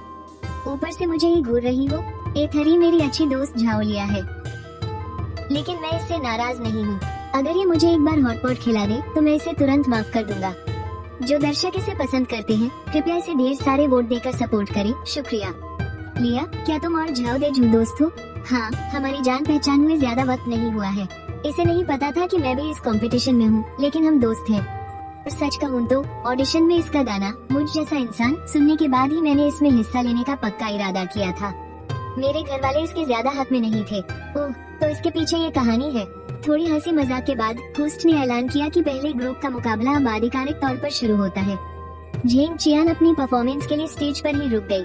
तुम झाओ लिया के पीछे पीछे आ गए। क्या सच में तुमने मेरा गाना सुनकर ही हिस्सा लिया? कहीं तुम मेरे बहुत बड़े फैन तो नहीं बन गए? तुम्हारे घर वाले तुम्हारे गाने के खिलाफ क्यों थे? क्या तुम बहुत मशहूर हो? मैंने अभी दर्शकों में से किसी को तुम्हें पियानो पिक कहते हुए सुना। तुम्हारे इन लगातार सवालों ने झाओ लिया का दिमाग ही खराब कर दिया। मैं तुम्हें दावत दे दूंगी अब, ठीक है? इतना सुनते ही तुम एकदम शांत हो गए। शायद इसी तरह तुमने चिन शो को भी पागल कर दिया था, जो हर महीने कम से कम 4-5 बार तुम्हें दावत देता था। जेंग चियान का गाना खत्म होते ही पूरा हॉल तालियों से गूंज उठा। उसके बाद दूसरे परफॉर्मर लिन शियाओ स्टेज पर आए। उन्होंने बहुत ही सुकून भरा गाना क्योटो क्योटो गाया। उनकी आवाज में एक गजब का जादू था। गाने का रिदम भी बहुत ही सुरीला और कानों को अच्छा लगने वाला था। झाओ लिया अपनी जगह से खड़ी हो गई। वो थोड़ी नर्वस लग रही थी। इस ग्रुप के पहले दोनों सिंगर्स ने बहुत ही कमाल की परफॉर्मेंस दी थी। हिम्मत मत हारना, तुम सबसे बेहतरीन हो, तुमने अचानक अपने मुंह पर हाथ रखकर जोर से चिल्लाते हुए कहा। झाओ लिया एकदम से चौंक गई। उसने चुपके से तुम्हारे पैर पर एक लात मारी और फिर अपनी ड्रेस पकड़कर तेजी से स्टेज की तरफ बढ़ गई। सच कहे तो तुम्हारे इस तरह डराने की वजह से उसकी घबराहट काफी हद तक कम हो गई थी। वो धीरे धीरे चलकर पहले से तैयार रखे पियानो के पास गई और बैठ गई। नमस्ते आप सभी को। आज मैं जो गाना आप सबके सामने पेश करने वाली हूँ उसका नाम है बिग फिश। इतना सुनते ही दर्शकों के बीच खलबली मच गई। चारों तरफ से दर्शकों के शोर शराबे की आवाजें आने लगी। स्टेज के वेटिंग एरिया में बाकी तीनों कंटेस्टेंट्स ने तुम्हारी तरफ घूर कर देखा। कहीं इन दोनों ने पहले से कोई सेटिंग तो नहीं कर रखी थी। ये बड़े धुरंधर मिलकर ग्रुप ए के बाकी नए सिंगर्स को परेशान कर रहे हैं। पहले ही एक बिग फिश गाना ही सबके छक्के छुड़ाने के लिए काफी था और अब तो दो हो गए। बाकी लोग तो पब्लिसिटी और चर्चा के मामले में बहुत पीछे छूट जाएंगे, लेकिन सच तो ये था कि तुम खुद भी सदमे में थे। जाओ लिया भी बिग फिश क्यों गा रही है? ये गाना आखिर लिखा किसने है? लाइव स्ट्रीम में तो जैसे भूचाल आ गया था। मुझे लगा था कि ग्रुप ए के 5 सबसे तगड़े सिंगर्स का मुकाबला ही काफी रोमांचक होगा, पर मैंने नहीं सोचा था कि इससे भी बड़ा कोई धमाका होने वाला है। ये गाना बिग फिश अब तक का मेरा सबसे बेहतरीन और दिल के करीब वाला क्रिएशन है। मुझे इस पर पूरा भरोसा है, इसलिए मैं इसे आप सभी के सामने गाना चाहती हूँ। तभी पियानो की एक बेहद सुरीली और दिल को छू लेने वाली धुन गूंज उठी। झाओ लिया की उंगलियां पियानो के बटन्स पर किसी जादू की तरह थिरक रही थी और उसमें से निकलने वाली धुन सुनकर हर कोई एक बार फिर से हैरान रह गया। अरे ये तो रैन डियन पर वायरल होने वाला वही गाना बिग फिश है। तो क्या ये गाना झाओ लिया ने लिखा है? रैन डियन पर वो आईडी हॉटपॉट खड़े होकर खाना चाहिए झाओ लिया की ही है। इसके तुरंत बाद झाओ लिया की साफ और मीठी आवाज पूरे हॉल में गूंजने लगी। वो इस गाने में पूरी तरह डूब चुकी थी और उसकी आंखों में हल्के हल्के आंसू छलकने लगे थे। फिर भी उसकी आवाज एकदम शांत और सुरीली थी। दर्शक और जजेस सबके सब उस गाने में जैसे पूरी तरह से खो गए थे। श्रोताओं के मन में अपने सपनों का पीछा करने वाली एक युवा और ऊर्जावान लड़की की छवि जीवंत हो उठी। ये गाना झाओ लिया ने खुद अपने लिए गाया है। पहली बार जब उसने इन बोलों को देखा था तो उसका दिल धड़क उठा था। 16 साल की झाओ लिया बहुत गर्वित और प्रतिभाशाली है, लेकिन साथ ही वो काफी उलझन में भी है। इतनी कम उम्र में ही उसने पियानो बजाने के क्षेत्र में शानदार सफलता हासिल कर ली है। बहुत से लोगों को उससे काफी उम्मीदें हैं, लेकिन उसका एक और सपना है जिसके खिलाफ हर कोई है। इस बार उसने अपना पहला कदम बढ़ा ही लिया। तालियों की गड़गड़ाहट गूंज उठी जो रुकने का नाम ही नहीं ले रही थी। लाइव स्क्रीन पर एक एक करके दर्शकों के चेहरे साफ दिखाई दे रहे थे। वे इतने भावुक हो गए थे कि उनकी आंखें लाल हो गई थी और वे जोर जोर से उसकी तारीफ कर रहे थे। गाना खत्म होने के बाद झाओ लिया ने माइक उठाया। धन्यवाद, आप सभी का बहुत बहुत धन्यवाद। ये गाना मैंने अपने लिए लिखा था और यह आप सभी को भी समर्पित है। साथ ही मैं यहाँ अपने दादा दादी, माता पिता, रिश्तेदारों और मुझे प्यार करने वाले अपने सभी गुरुओं और बड़ों से बस एक बात कहना चाहती हूँ। आप सभी के प्यार के लिए बहुत बहुत शुक्रिया, लेकिन शायद मैं आप लोगों की उम्मीदों पर खरी नहीं उतर पाऊंगी, क्योंकि मेरा अपना एक सपना है। संगीत सिर्फ पियानो बजाना नहीं है, मैं एक बेहतरीन संगीतकार बनकर दिखाऊंगी। धन्यवाद। ये कहते हुए झाओ लिया की आंखें भी नम हो गई। उसमें ये सब कहने की बिल्कुल हिम्मत नहीं थी, लेकिन इस गाने ने उसे एक नई ताकत दी थी। उसके बाद सुई फेयर मंच पर गाने के लिए आई। झाओ लिया के इतने शानदार प्रदर्शन के बाद और तुम्हारे जैसे तगड़े प्रतिद्वंदी के उसके बाद होने से वो अंदर से थोड़ी घबरा गई थी। उसका प्रदर्शन कुछ खास नहीं रहा, यहाँ तक कि उसने एक जगह गाने के बोल भी गलत गा दिए। मंच से नीचे उतरते समय वो बहुत उदास और निराश थी। प्रतियोगिता वाले शो सच में बहुत निर्दयी होते हैं। सुई फेयर के इस गाने के लिए धन्यवाद। और अब चलिए बुलाते हैं ग्रुप ए के आखिरी प्रतियोगी झाओ देजू को, जो गाने वाले हैं बड़ी मछली। तुम अपना गिटार पीठ पर टांगे धीरे धीरे मंच की ओर बढ़े। ये गाना मेरी माँ को समर्पित है। उन्हें गए हुए 10 साल हो चुके हैं और अब जाकर मैं अंततः समझ पाया हूँ उनका वो बुझता हुआ लेकिन बंद न होने वाला नजरिया जब वो जा रही थी। मैं उनसे बस यही कहना चाहता हूँ। लिंगबा हैरानी से मुंह खोले बस देखती रह गई। उसने कभी सपने में भी नहीं सोचा था कि हमेशा मजाक करने वाले इंसान का ऐसा भी कोई रूप हो सकता है। झाओ लिया का भी दिल भर आया और उसकी आंखें छलकने को बेताब थी। उसे उस लड़के की याद आ गई जिसने ऐसा ही दुख झेला था। बस फर्क इतना था कि कई सालों से उनका कोई संपर्क नहीं था। उन्हें गिटार के तार छेड़े और संगीत हवा के साथ लहरों की तरह उफरने लगा। एक बहुत ही गहरी और पुरानी उदासी का झोंका सीधा जाकर दिलों से टकराया। मैं उनसे बस यही कहना चाहता हूँ, आपकी वो छोटी सी मछली अब सच में बड़ी हो गई है। गाने की धुन बहुत जल्दी खत्म हो गई। तुमने बहुत ही कोमलता से गाना शुरू किया। वहाँ मौजूद लगभग हर एक इंसान ने महसूस किया जैसे उनके पैरों से लेकर सिर तक कोई बिजली सी दौड़ गई हो। सबके रोंगटे पल भर में खड़े हो गए थे। कई लोग शायद इस बात को समझ गए थे। तुम ये गाना अपनी माँ की आवाज और उनके जज्बातों को महसूस करते हुए गा रहे थे, खुद अपने लिए गा रहे थे। चिन बोसोंग सीधे तनकर बैठ गया। उसके चेहरे पर एक गंभीर भाव था। तुम्हारे गाना शुरू करते ही उसे एहसास हो गया था कि वो हार चुका है। तुमने अपनी आंखें बंद की और मानो तुम फिर से अपने अतीत में लौट गए। एक ऐसा भी वक्त था जब तुम अक्सर आधी रात को चौंक कर उठ जाते थे और देखते थे कि तुम्हारी माँ बिस्तर के पास बैठी तुम्हें निहार रही है, जैसे कि वो तुम्हारे उस मासूम से चेहरे में तुम्हारे बड़े होने की झलक ढूंढने की कोशिश कर रही हो। कभी कभी वो अपने आंसू पोंछती थी, लेकिन ज्यादातर वक्त वो एकदम शांत और खामोश रहती थी। तुम आखिरी इंसान थे जिसे अपनी माँ की बीमारी के बारे में पता चला। तब तक तुम्हारी माँ सूखकर कांटा हो चुकी थी, सिर्फ हड्डियाँ ही बची थी। सच कहूँ तो वो बस गांव की एक बहुत ही साधारण सी औरत थी। कभी ना कभी तो उन्होंने भी किसी चमत्कार की उम्मीद की होगी ना, ये उम्मीद कि उनकी बीमारी ठीक हो जाएगी और वो अपने बच्चे को बड़ा होता देख पाएंगी। लेकिन कुछ ही समय बाद उनके सारे बाल झड़ गए और फिर वो बस अस्पताल के बिस्तर पर ही लेटी रह गई। वो मुस्कुराने का नाटक करते हुए पहली कक्षा में पढ़ने वाले अपने छोटे से बच्चे को बार बार समझाती थी, तुम तो मेरे बहादुर बेटे हो ना, अब तुम बड़े हो गए हो। माँ जानती है कि तुम बहुत हिम्मत वाले हो। भले ही वो तुम्हें किसी भी कीमत पर अकेला नहीं छोड़ना चाहती थी, लेकिन उनके पास कोई और रास्ता भी तो नहीं था। और जब वो आखिरी पल आया तब उनमें कोई दुख नहीं था, बस एक अधूरापन था। उन्होंने बस बहुत ही प्यार से तुम्हारा हाथ पकड़ा और तुम्हें देखती रही। उसे पता था कि अब वो तुम्हें कभी नहीं देख पाएगी, ये आखिरी दीदार ही हमेशा के लिए अलविदा था। फिर भी वो अपनी आंखें बंद नहीं करना चाहती थी। इस पल में आखिरकार वो डर गई थी। उसे डर था तुम्हें इस दुनिया में अकेला छोड़ जाने का, डर था कि कहीं तुम उसे भूल ना जाओ। पर इससे भी ज्यादा डर इस बात का था कि तुम इस दुख से कभी उबर नहीं पाओगे। लेकिन वो दिल से चाहती थी कि तुम हमेशा खुश रहो। उसके पास जो कुछ भी था उसने सब तुम्हारे लिए न्यौछावर कर दिया और उसे इस बात पर बहुत गर्व था। और तुमने अपनी आंखें एक बार भी नहीं खोली, बस खामोशी से गाते रहे। तुम पूरी तरह से खुद को भुलाकर उस गीत में खो चुके थे। गाने का पहला हिस्सा खत्म होते ही तुम्हारी आवाज का अंदाज बदल गया। तुम्हारी उस आवाज से एक सुकून देने वाली ताकत महसूस होने लगी।